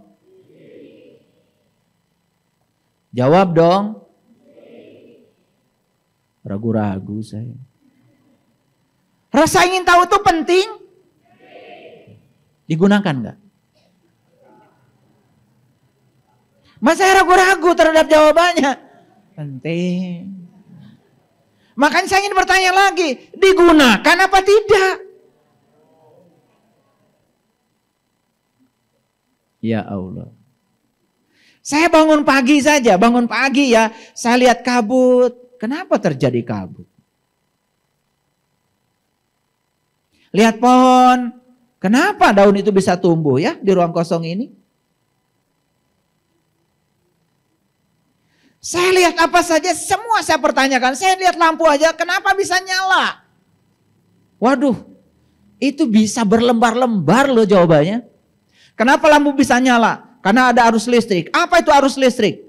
Wah, itu. Oh, karena ada tegangan listrik. Apa tegangan listrik?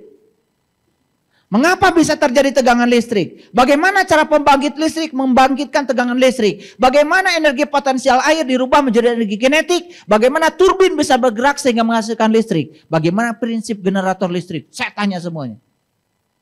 Kalau saya kuliahkan, mencret kalian semua. Itu hanya melihat lampu nyala. Pernah nggak kalian lihat lampu nyala? Mengapa lampu menyala? Nah sekarang lampu pun macam-macam. Kalau dulu ada namanya lampu bohlam. Dalamnya pakai kawat wolfram. Menggunakan hambatan listrik yang kemudian digulung-gulung. Karena ada hambatan listrik kemudian berpijar. Pijarnya itu menimbulkan cahaya. Sekarang sudah bukan zamannya lagi. Lampunya Thomas Alva Edison yang dulu sudah tidak ada lagi. Sekarang sudah LED. Pernah nanya nggak? Ini model-model kayak gini ingin jadi orang beriman. Yang gitu aja gak pernah ditanya coba.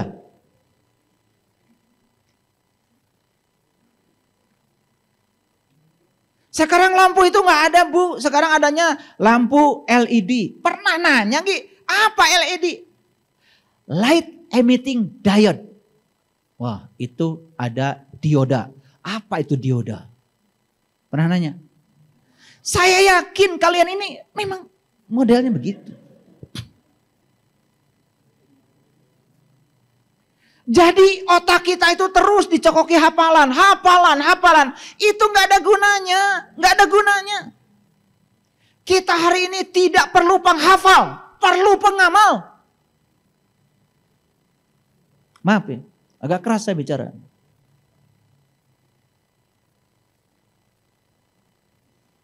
Karena kita ini tidak pernah mempertanyakan semuanya. Coba lihat sesuatu. Pagi-pagi lihat matahari. Ada pertanyaan? Kalian ini gak layak hidup. Nanti ada kata-katanya nanti ada. Bukan dari saya. Begitu lihat matahari. Coba. Pasti banyak pertanyaan. Kenapa dia bisa bersinar ya? Kenapa bumi tidak bersinar? Tersusun oleh partikel-partikel apa yang membuat dia bersinar? Reaksi kimia apa yang menyebabkan dia bersinar? Berapa suhu di matahari? Berapa jarak matahari ke bumi? Dan kenapa nyampe di bumi masih hangat? Pernah nanya? Ya Allah. Dan kenapa sinar matahari itu ketika diserap oleh pohon menimbulkan warna-warni. Ada bunga merah, bunga putih, bunga ungu, bunga biru. Dari mana warna-warna itu? Pernah nanya? Saya tuh gak ngerti kalian tuh hidup apa tidak. Kalau hidup, oh ternyata sinar matahari itu adalah cahaya. Cahaya itu adalah foton. Foton itu energinya terkuantisasi. Satu kuanta energi sama dengan konstanta Planck dikalikan frekuensi. Frekuensi ada panjang gelombang. Wah. Begitu cahaya matahari dimasukkan ke prisma. Terurai menjadi merah, jingga, kuning. Jadilah pelangi. Pernah nanya ketika lihat pelangi. Kenapa bisa warna-warni begitu? Saya kemarin bawa orang Singapura ini ke Tangkuban Perahu. Saya suruh lihat, coba lihat Tangkuban Perahu. Jangan buat foto-foto dulu, lihat dulu. Gampang foto-foto. Itu kenapa di Tangkuban Perahu itu ada itu, ada lubang kecil. Terus menyemburkan itu. Terus keluar uap, keluar asap. Itu. Saya tanya gitu. Kaget ditanya oleh saya begitu. Karena tidak pernah katanya rekreasi ditanya sesulit itu. Rekreasi biasanya langsung makan, bukan? Setelah makan, kemudian ngantuk. Baru naik mobil lagi, foto-foto pulang. Itu Anda tidak rekreasi, tidak recreation. Rekreasi itu recreation, mencipta ulang. Kalian datang 1000 kali ke Tangkuban Perahu, cuma lihat gitu kawah, foto-foto. Lebih bagus jangan. Kasih duitnya sama saya. Kita bikin peradaban yang benar supaya duit kita tetap sasar.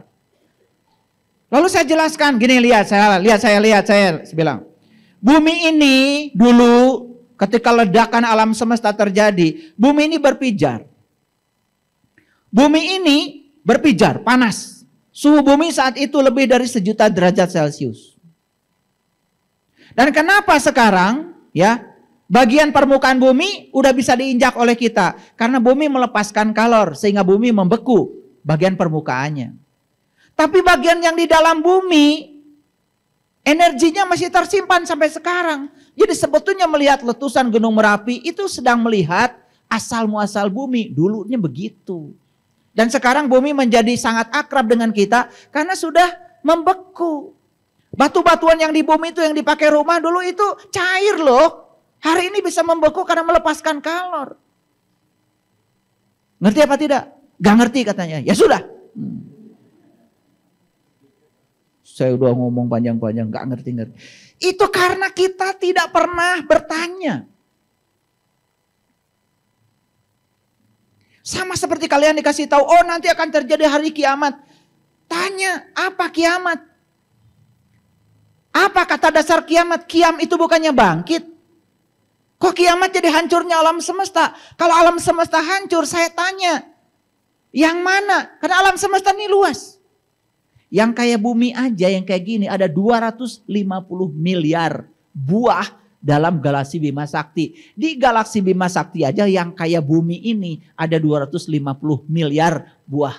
Pertanyaan, kalau kiamat itu hancurnya alam semesta, nu mana? Sok saya mah yang nanya. Tapi karena ini sudah mengakar di kini ya, yang kiamat itu hancurnya alam semesta dan kemudian nanti ya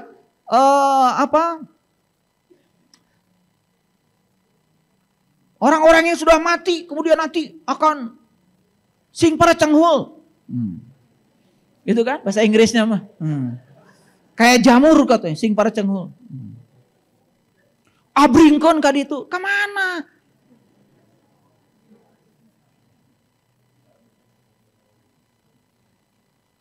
Kan itu patut dipertanyakan. Saya bukan tidak percaya itu. Coba pertanyakan dengan jujur. Begitu tanya Quran. Apa begitu Quran cerita kiamat? Karena kita tidak pernah bertanya lalu ya. Kebohongan yang diulang-ulang terus menerus. Lama-kelamaan juga dianggap kebenaran. Oh nanti ada alam hisab. Ya, ada timbangan. Ada timbangan amal baik, timbangan amal buruk. Yang buruk timbangan amalnya langsung ceburkan ke dalam neraka.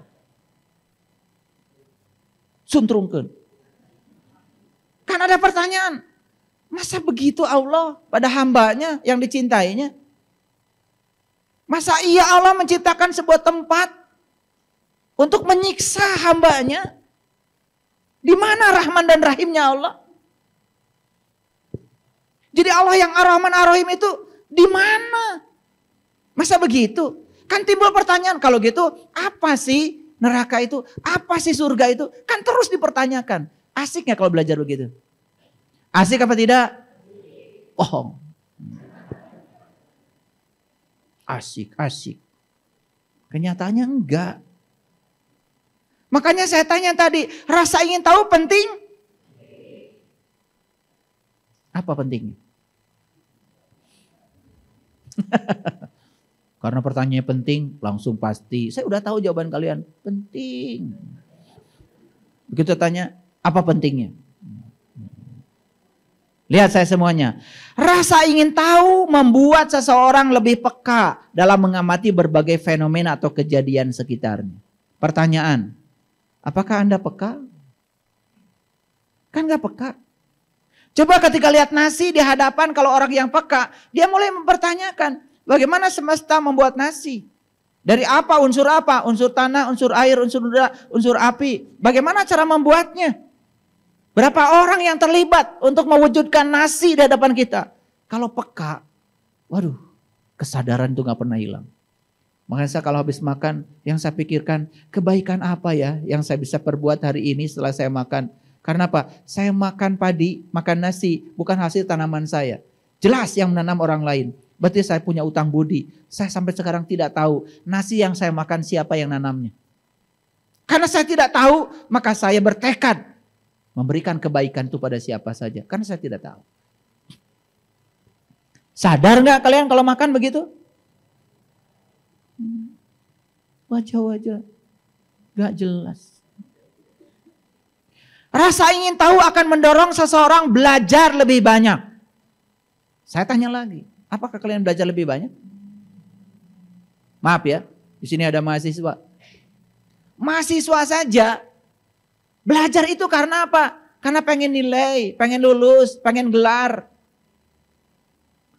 Saya tidak begitu yakin mahasiswa belajar karena rasa ingin tahunya besar. Maaf ya. Buktinya apa?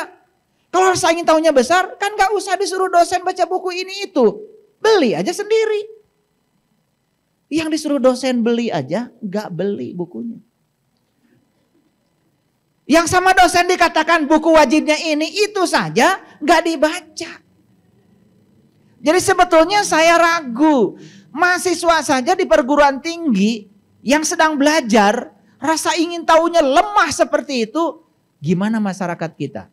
Maka itulah kenapa Indonesia ini selalu disindir oleh dunia, katanya literasinya bangsa Indonesia ini lemah. Literasi itu sebenarnya berhubungan dengan rasa ingin tahu. Ayo saya tanya sekarang, berapa uang yang kalian investasikan untuk membeli buku? Ayo, jujur. Dari penghasilan yang kalian dapat itu ada nggak bagian dari penghasilan itu untuk meningkatkan kualitas diri? Beli buku, ada? Jangan buku sains, kejauhan. Buku agama aja, ada? Mulai jembling. Karena rasa ingin tahu penting. Saya tuh makanya ragu-ragu sama kalian itu. Kebanyakan dandan. Gak jelas. Quran aja sampai bulukan cara dibaca. Paling pergi ke toko buku cari buku agama, pasti yang kalian cari itu kumpulan doa-doa mustajab. Supaya bisa ngatur Allah, supaya Allah ngikutin kahayang maneh. Rasa ingin tahu itu akan membuka dunia baru yang menantang dan menarik seseorang untuk mempelajarinya lebih dalam. Ini saya kasih tahu. Saya belajar fisika itu bukan karena pengen nilai, bukan karena saya kuliah pengen gelar. Nggak penting, gelar nggak dipakai. Saya karena ingin tahu, saya ingin mengenal Tuhan. Karena Tuhan bilang, aku menciptakan alam semesta agar aku dikenal. Maka saya beli buku nggak pakai batas. Tidak usah disuruh dosen. Saya beli buku ini, dan saya baca karena saya ingin tahu. Dan saya meluangkan banyak waktu untuk membaca. Allah, kalau Quran entah berapa ribu kali saya baca, bolak-balik. Sampai petanya itu terbaca.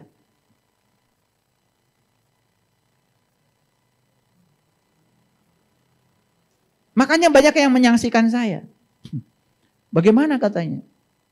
Latar belakang ilmunya fisika, tetapi ngomong Quran. Karena orang fisika juga pengen selamat.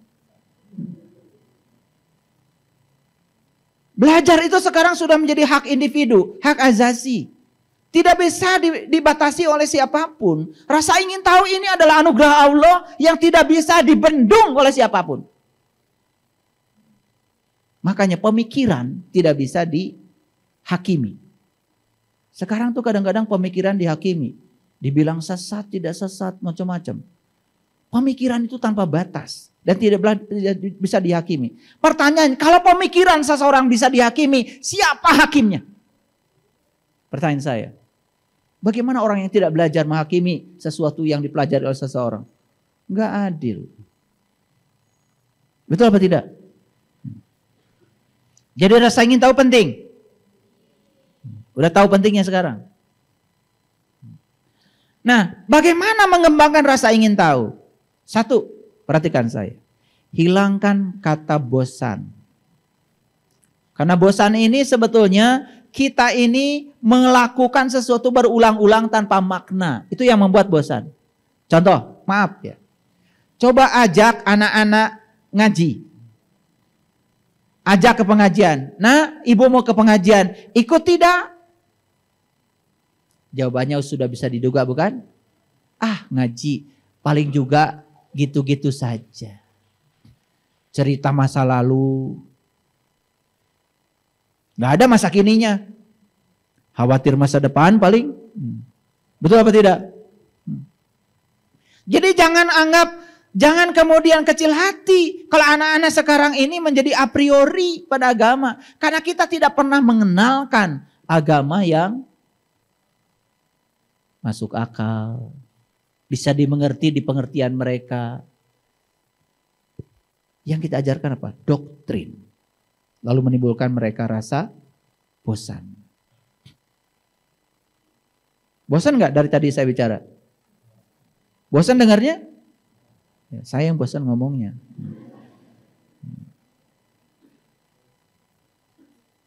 Ya kalau dilihat wajah-wajahnya ini rasa ingin tahunya lumayan lah. Belum kategori sangat baik, tapi sudah lumayan. Datang ke sini aja berarti rasa ingin tahunya sudah ada itu. Alhamdulillah. Saya bukan memuji kalian ya, bukan. Ya saya bicara apa adanya, tapi tingkatannya baru sedang, lumayan. Kalau di mahasiswa itu nilainya baru C itu. C. Satu, hilangkan rasa bosan. Yang kedua, tumbuhkan sikap positif thinking. Selalu berpikir positif. Profesor Masaru Emoto ingin bertemu Tuhan, dia tidak punya guru, tetapi dia mempelajari air. Dan di buku The True Power of Water beliau mengatakan, setelah aku menyelidiki sifat-sifat air, aku bertemu Tuhan lewat air. Keren? Saking mendalam pemahaman tentang air. Kalian lihat air?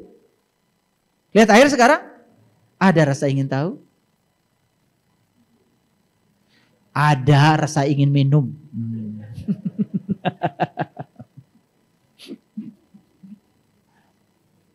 Gak apa-apa. Kan hari ini baru ditumbuhkan ya, bertumbuhkan. Oh ternyata yang menyebabkan saya tidak tahu, kuper, kurang pergaulan, wawasannya sempit itu karena rasa ingin tahu anugerah semesta itu sama sekali oleh kita tidak dikembangkan. Jadi siap mempertanyakan semuanya? Siap. Oke. Yang ketiga, biasakan berpikir kritis dan kreatif. Nah itu. Apa berpikir kritis? Lihat saya semuanya. Berpikir kritis itu artinya jangan pernah berkhianat pada logika.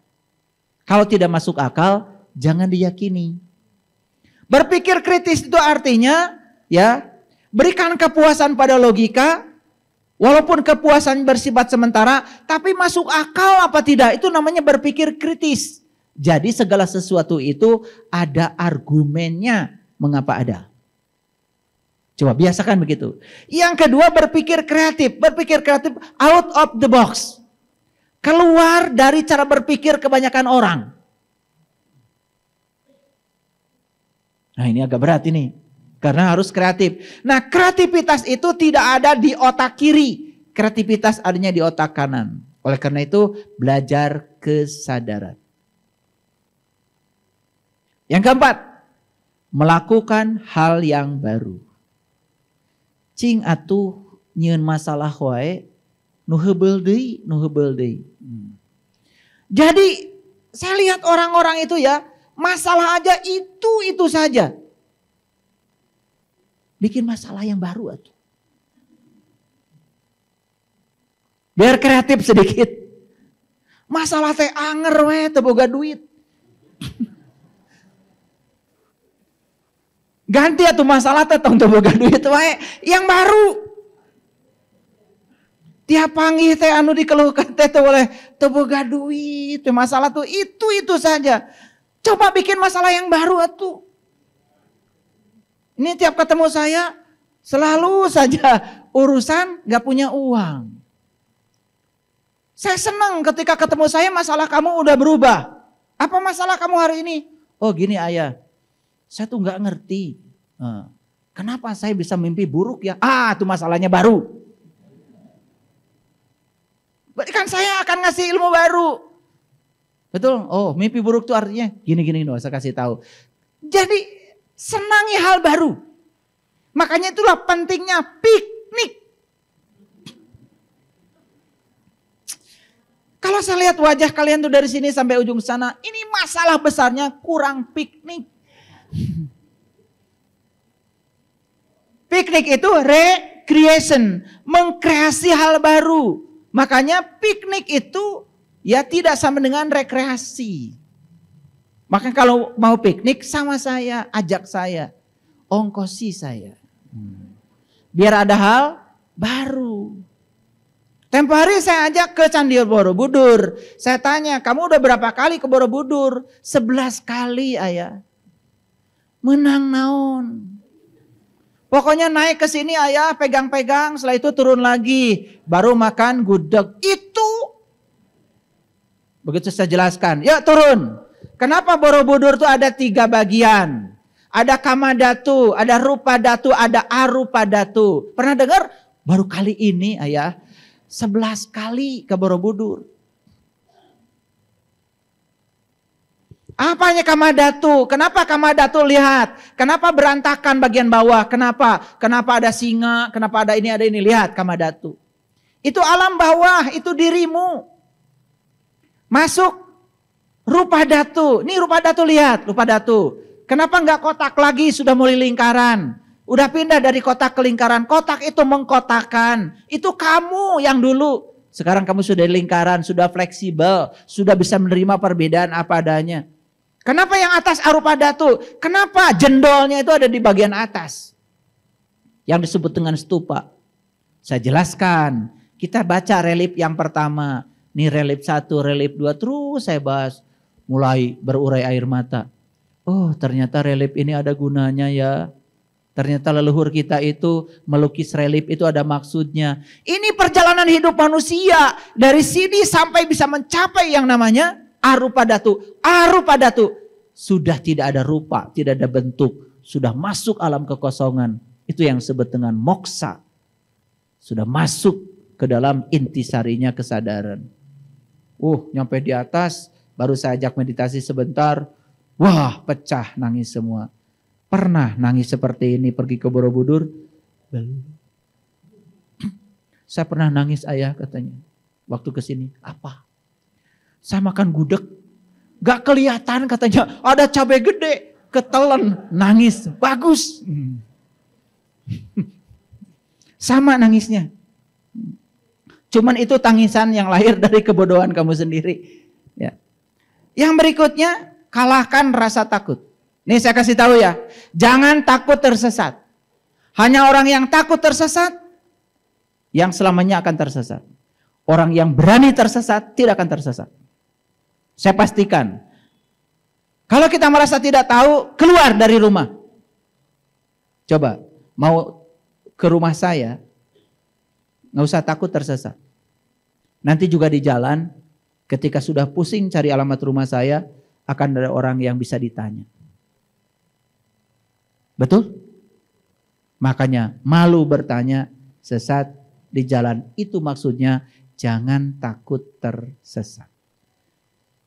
Jangan takut memasuki dunia baru. Tong kitu-kitu wae. Yang keenam, mengeksplorasi lingkungan. Lingkungan ini adalah sarana belajar yang sangat luar biasa. Laboratorium yang sangat kaya dengan pembelajaran. Eksplorasi. Tahu dieksplorasi? Digali. Coba.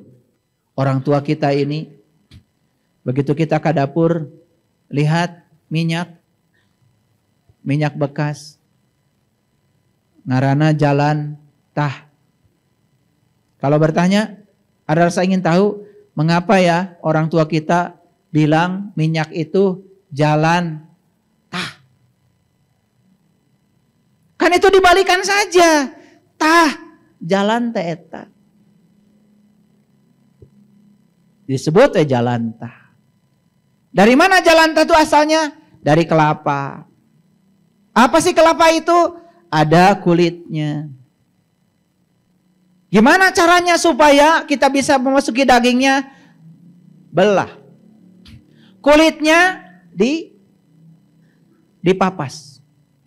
Begitu kulitnya selesai, yang kerasnya itu namanya bungkus, itu namanya syariat. Jadi ibadah syariat yang disampaikan para leluhur kita itu dibelah, dibuka. Di dalamnya ada simbol-simbol. Ketika kita masuk ke dalamnya, ketemu warnanya putih, namanya daging kalapa. Kala itu artinya waktu, pa itu artinya ruang. Kalapa itu ruang dan waktu. Cukup? Belum. Diparut, diperas, keluar tuh intisarinya, namanya santan. Cukup? Masukkan ke dalam wajan, dibakar sampai ketemu yang namanya minyak. Setelah ketemu minyaknya, orang tua bilang, tah, jalan. Jadi sebetulnya orang tua kita dulu ngomongnya begitu, tah, jalan. Salah, ngadanguna. Jadi jalan, tah. Ayo kita lihat. Ilmu, ada ilmu syariat, kulit kelapa. Ada ilmu torikat, daging kelapa.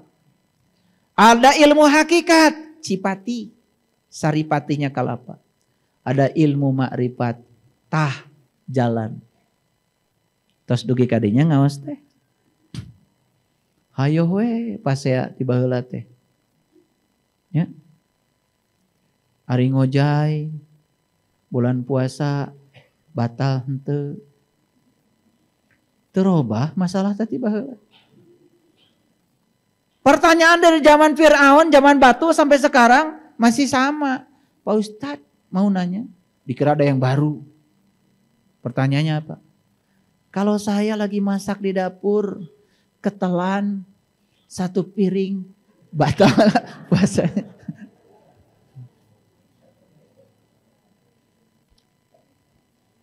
Kalau saya nggak akan dijawab. Atau tentang puasa teh, yang rada baru. Misalkan begini, saya baca hadis kursi, kata hadis kursi, liso imi farhatani farhatun, gaya. Rada ke Arab-Araban. Liso imi farhatani farhatun inda iftorihi wa farhatun liko irobihi. Ada 2 kegembiraan bagi orang yang saum. 1 ketika berbuka, 2 ketika jumpa dengan Tuhan. Pak Ustadz, mohon maaf. Apa maksud hadis kursi yang bersangkutan? Kan liurin Ustadz ke. Betul gak? Betul apa tidak? Anggar. Punten. Abdi teh rieuh bulan puasa. Terus eta nyolek tarason. Kadiekeun batal henteu.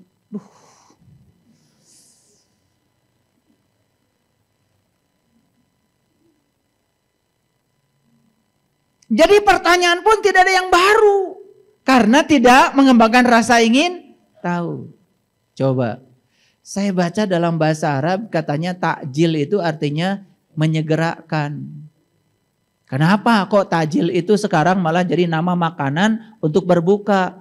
Apa maksudnya? Baru gak itu pertanyaan? Baru gak?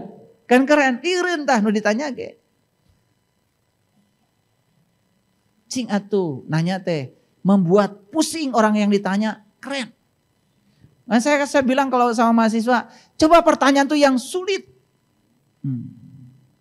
Tapi pertanyaan sulit tidak akan bisa muncul kalau orang tidak mengembangkan rasa ingin tahu yang mendalam. Karena rasa ingin tahu yang mendalam itu yang akan menyebabkan timbulnya pertanyaan yang sulit. Karena pertanyaan sulit itu berarti sudah berantai pertanyaan. Yang berikutnya, mohon maaf. Pergi ke sumber informasi yang akurat. Hati-hati. Jadi kalau kita ingin mengembangkan rasa ingin tahu, 1, hilangkan rasa bosan. 2, tumbuhkan sikap berpikir positif. 3, biasakan berpikir kritis dan kreatif. 4, lakukan hal baru. 5, kalahkan rasa takut.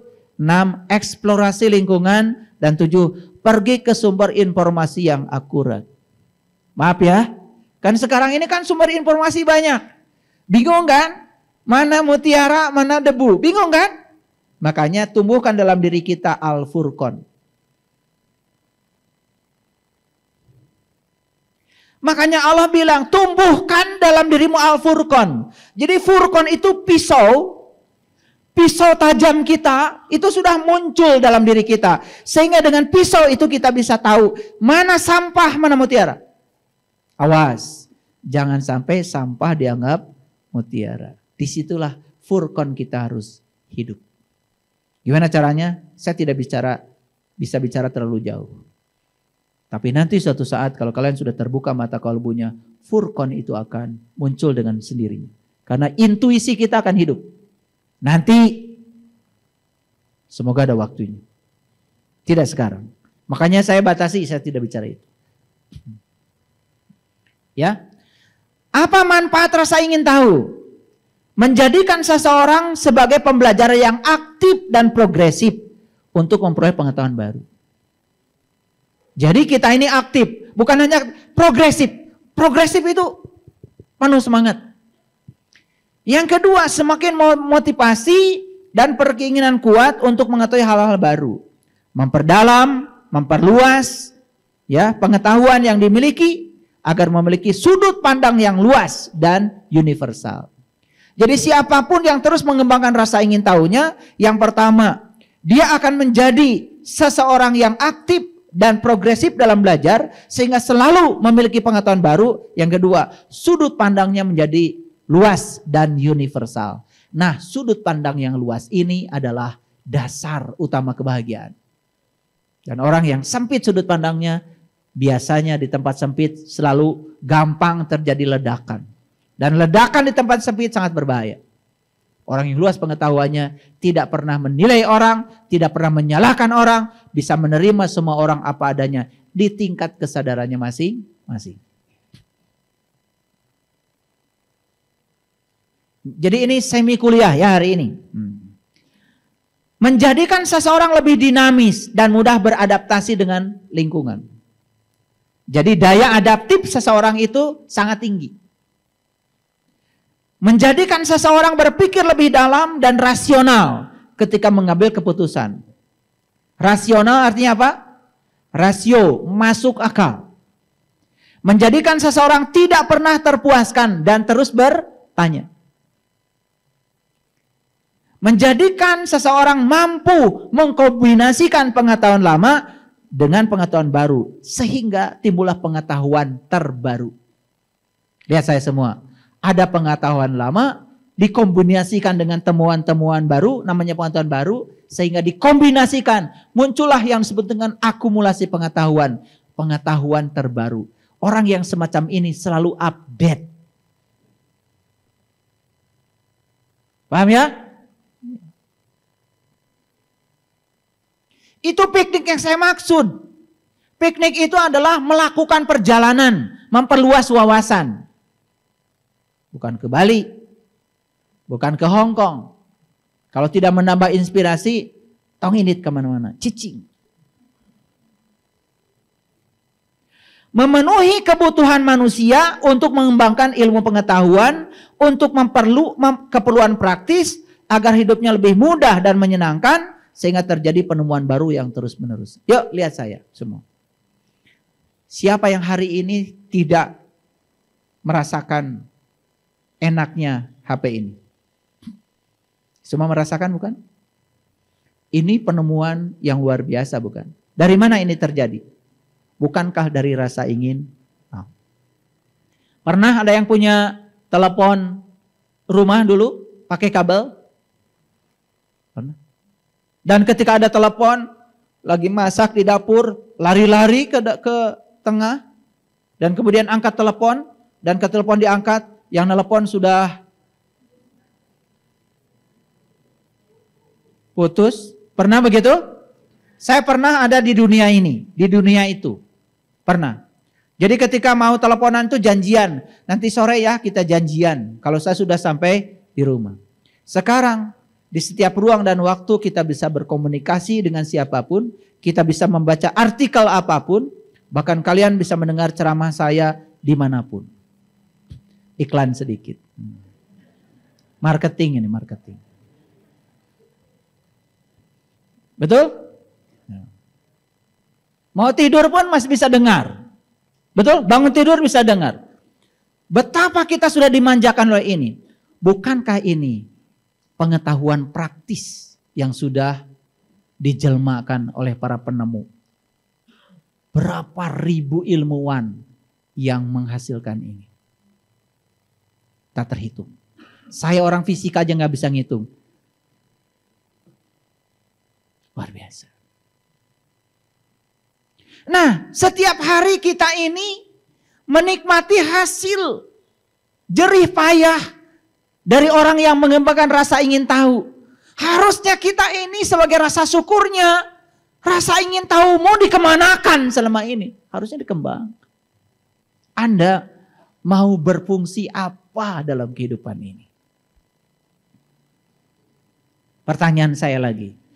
Orang yang mengembangkan rasa ingin tahu dan kemudian menciptakan penemuan baru yang sudah menjadi praktis dalam kehidupan. Saya tanya, kaya enggak mereka? Kaya? Kaya. Berkah dari semesta. Dari mengembangkan rasa ingin tahu itu jelas hasilnya adalah berkah. Jadi kalau Anda tidak dapat berkah dari semesta karena Anda tidak mengembangkan rasa ingin tahu. Saya membaca artikelnya Martin Cooper. Tahu Martin Cooper? Kalian di kamar nawai. Bagaimana? Martin Cooper itu penemu HP, handphone. Tah eta. Unggal poe make HP, tidak pernah tahu saha ieu teh anu. Pengen nyubit saya sama kalian itu. Martin Cooper itu tanggal 13 bulan Juli kemarin mengeluarkan sebuah artikel. Dan beliau di usia 92 tahun merasa sedih dari penemuan HP ini. Kenapa? Ya. Rasa sedih yang paling besar dari beliau adalah memikirkan orang Indonesia. Ini data. Karena mereka dihitungnya bukan ditanya saurang-saurang. Pakai mesin penghitung statistik. Jadi tahun 2020 orang Indonesia itu hanya menghabiskan waktu 3,9 jam sehari menggunakan HP 2020. Tahun 2021 meningkat menjadi 4,7 jam per orang. Rata-rata orang Indonesia beak waktuna nguruskeun HP. Tahun 2022 beliau sangat sedih dan terkejut karena apa? Meningkat tajam. Orang Indonesia menghabiskan waktunya untuk HP 5,7 jam per hari. Bulatkan saja 6 jam. 6 jam itu sudah 1/4 dari 24 jam. Jadi kalau umurmu 60 tahun itu 1/4 dari 60 tahun. 15 tahun beak tah nguruskeun HP. Rek disebut panjang umur kumaha. Ini artikel ya. Jadi saya sampaikan datanya. Apa tidak boleh saya menggunakan HP? Boleh. Untuk hal-hal yang produktif. Untuk memenuhi rasa ingin tahu tentang siapa diri kita. Dari mana kita asal? Yes. Tapi kalau cuman rasa ingin tahu, artis ieu teh nuju naon ayeuna.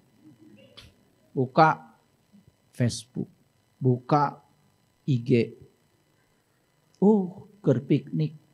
Dongengkeun tah. Artis ieu ayeuna nuju piknik di mana? Hayo we ngadongeng batur piknik. Ari maneh ira rek piknik. Paham ya? Ini data yang saya sampaikan ini, ya. Oke. Jadi rasa ingin tahu itulah yang telah membangun peradaban. Setuju? Setuju? Semua temuan-temuan modern hari ini berasal dari rasa ingin tahu. Kamera dari rasa ingin tahu. Luar biasa. Ya. Banyak orang yang hanya ingin tahu, bukan ingin membantu. Bagus apa tidak? Banyak orang yang hanya ingin tahu, bukan ingin membantu. Bagus nggak? Bagus apa tidak? Ini ujian, karena ini menjelang akhir pembelajaran, ini harus ada ujian. Kuis ini. Banyak orang yang hanya ingin tahu, bukan ingin membantu. Bagus apa tidak? Jadi saya sedang ngasih peringatan pada kita. Rasa ingin tahu yang seperti ini tidak bagus. Terhadap kesulitan orang lain, tidak usah punya rasa ingin tahu. Tapi harus punya rasa ingin membantu saja. Kasihan ya, susah. Habis ibu bapaknya bercerai. Bla bla bla bla bla bla bla bla bla bla. Stop. Cari IG-nya, cari Facebook-nya, cari statusnya. Stop. Jadi saya kasih tahu, tidak boleh menggunakan rasa ingin tahu terhadap yang semacam itu. Terhadap kesusahan orang, tumbuhkan rasa ingin membantu. Makanya kalau ingin membantu orang, tong ditanya, bogaun beas teu di mana? Jangan. Kalau mau ngasih beras, ngasih aja. Tuh, kayak yang ngasih beas sama saya. Tahu-tahu bagasi mobil saya penuh. Bagus itu. Bagus itu. Gak nanya dulu, ayah di rumah ada beras. Mau dijawab. Kalau mau ngasih sama orang gak usah nanya. Orang punya beras, gak punya beras, mau ngasih, ngasih aja. Karena pemberian kita itu yang paling utama. Paham? Jadi kalau mau ngasih mobil sama saya gak usah tanya. Ayah mobilnya apa? Mau diganti? Jangan. Turut campur sama urusan orang. Kalau mau ngasih mobil, ngasih aja. Dan kalau ngasih mobil sama saya jangan yang bekas. Karena ngasih itu harus yang bagus. Paham ya? Itu namanya memberi itu harus tanpa syarat. Ya. Tidak ada seorang pun yang bisa menghentikan rasa ingin tahu manusia. Bagus? Rasa ingin tahu ini? Bagus? Jawab dulu. Bagus apa tidak? Tidak ada seorang pun yang bisa menghentikan rasa ingin tahu manusia. Bagus? Jadi rasa ingin tahu kita itu tidak pernah bisa dihentikan oleh siapapun. Kecuali dihentikan siapa? Kamu sendiri. Ya. Kurangi rasa ingin tahu tentang orang lain. Lebih baik memperbanyak rasa ingin tahu tentang ide, gagasan, pemikiran. Nah, kalau tentang pemikiran orang, ide orang, gagasan orang, bagus. Kita punya rasa ingin tahu. Ini supaya tidak salah kaprah. Habis ngaji dengan saya, langsung ke rumah. Begitu suami naruh HP,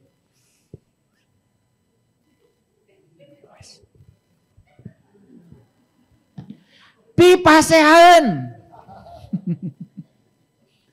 Saya kasih tahu ya, untuk urusan begitu jangan ingin tahu lah. Pokoknya sepanjang dia dari rumah, itu suamimu yang terbaik. Udah, layani aja. Tong ditinggali HP, nak. Pesan dari saya. Pipa sehan. Ini takut salah kaprah nanti nyampe di rumah. Jadi masalah utama dari ketidaktahuan adalah kurangnya rasa ingin tahu. Jadi sekarang masalah ini harus diatasi. Kenapa ya? Kok saya banyak yang tidak tahunya? Karena rasa ingin tahunya kita tidak hidup. Rasa ingin tahu adalah awal dari sebuah petualangan. Betul? Mau ikut petualangan? Yuk, kembangkan rasa ingin tahu. Keingintahuan membangun pengetahuan dan pengetahuan membangun perubahan. Keingintahuan membangun pengetahuan dan pengetahuan membangun perubahan. Jadi kalau ingin membangun perubahan, awalnya dari apa? Rasa ingin tahu. Rasa ingin tahu memperbanyak pengetahuan, pengetahuan menimbulkan perubahan. Jadi kalau ingin melakukan perubahan, tumbuhkan rasa ingin tahu. Keren ya rasa ingin tahu ya. Saya tidak punya bakat khusus. Saya hanya ingin tahu. Albert Einstein. Pernah dengar nama itu? Dia ahli fisika, penemu efek fotolistrik. Saya tidak punya bakat khusus. Saya hanya ingin tahu. Jadi yang membuat Einstein itu cerdas bukan bakatnya, tetapi rasa ingin tahunya. Pertanyaan saya, apakah rasa ingin tahu oleh Allah dibagikan pada semua orang? Atau hanya Einstein saja? Sadar sekarang? Kalau begitu semua orang bisa jadi Einstein? Harusnya bisa. Ya, ide datang dari rasa ingin tahu. Jadi kalau ingin banyak ide, kembangkan rasa ingin tahu. Terkadang semakin kamu ingin tahu, semakin tersakiti kamu. Bagus apa jelek?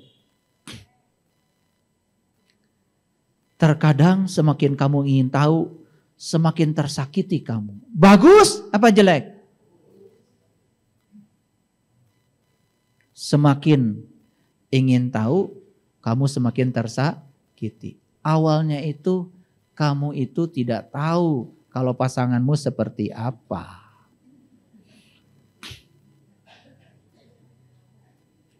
Kemudian rasa ingin tahu diterapkan. Diselidiki. Makan siang dengan siapa? Di kantor ngobrol dengan siapa? WA-an dengan siapa? Kartu tol diperiksa, pergi kemana? Banyak, hasilnya kamu tersakiti. Ini ujian dari saya yang terakhir nih karena mau tutup. Jadi rasa ingin tahu terhadap sesuatu yang membuat kamu sakit, stop. Ngalarti ya itu tadi saya ngomong. Jadi rasa ingin tahu yang membuat kamu tersakiti, stop. Cari rasa ingin tahu yang membuat kamu bahagia, terpuaskan, hidup penuh kedamaian. Itu batasannya. Jadi mulai sekarang, semua hal yang membuat rasa ingin tahu kita digunakan, semakin dalam rasa ingin tahu kita digunakan, semakin tersakiti, stop. Tong hayang nyaho bahasa Inggris. Paham? Kalau sudah paham, cukup sampai di sini. Buat apa saya perpanjang lagi? Kan sudah paham. Jadi mulai sekarang, yuk kita bangkitkan rasa ingin tahu. Saya bersumpah pada diri saya ngasih kuliah ini, ceramah ini, karena saya berbicara diri saya. Apapun saya pertanyakan di semesta ini. Makanya saya ngawinkan lele tahu. Lele kawin aja saya tahu. Iya. Saya dulu mikir waktu kecil, kunaon lele teh hese kawin. Saya cari ilmunya. Ketemu di IPB. Ternyata lele itu tidak nafsu kalau tidak dikasih treatment. Ternyata treatmentnya itu ikan mas dipotong kepalanya, diambil kelenjar hipopisanya, kemudian dimasukkan ke dalam air, dilarutkan, suntikan pada lele. Kawin DMR juga. Rasa ingin tahu tuh sampai segitunya. Saya lihat petani bertani, saya ingin tahu. Jadi petani seperti apa? Saya beli tanah dulu di Ciater 1 hektar, bertani. Nyangkul sendiri, mupuk sendiri. Alhamdulillah. Saya ingin tahu bengkel mobil tuh seperti apa. Saya buka bengkel, saya berjam-jam setiap malam perbaiki mesin, turunkan mesin, naik lagi sendiri. Ingin tahu. Bahkan ya, saya tidak punya keahlian sebagai arsitek. Saya bangun masjid ini. Karena rasa ingin tahu. Saya coba. Makanya kalau kalian ke atas, lihat di atas. Saya tidak menggunakan kayu, semua menggunakan beton. Saya praktek rasa ingin tahu. Jadi sebetulnya tidak ada batasan dan tidak ada orang yang bisa membatasi. Kecuali yang membatasi diri kita adalah diri kita sendiri. Saya jamin siapapun yang mengembangkan rasa ingin tahunya pasti dapat berkah yang berlimpah dari semesta. Terima kasih. Assalamualaikum warahmatullahi wabarakatuh.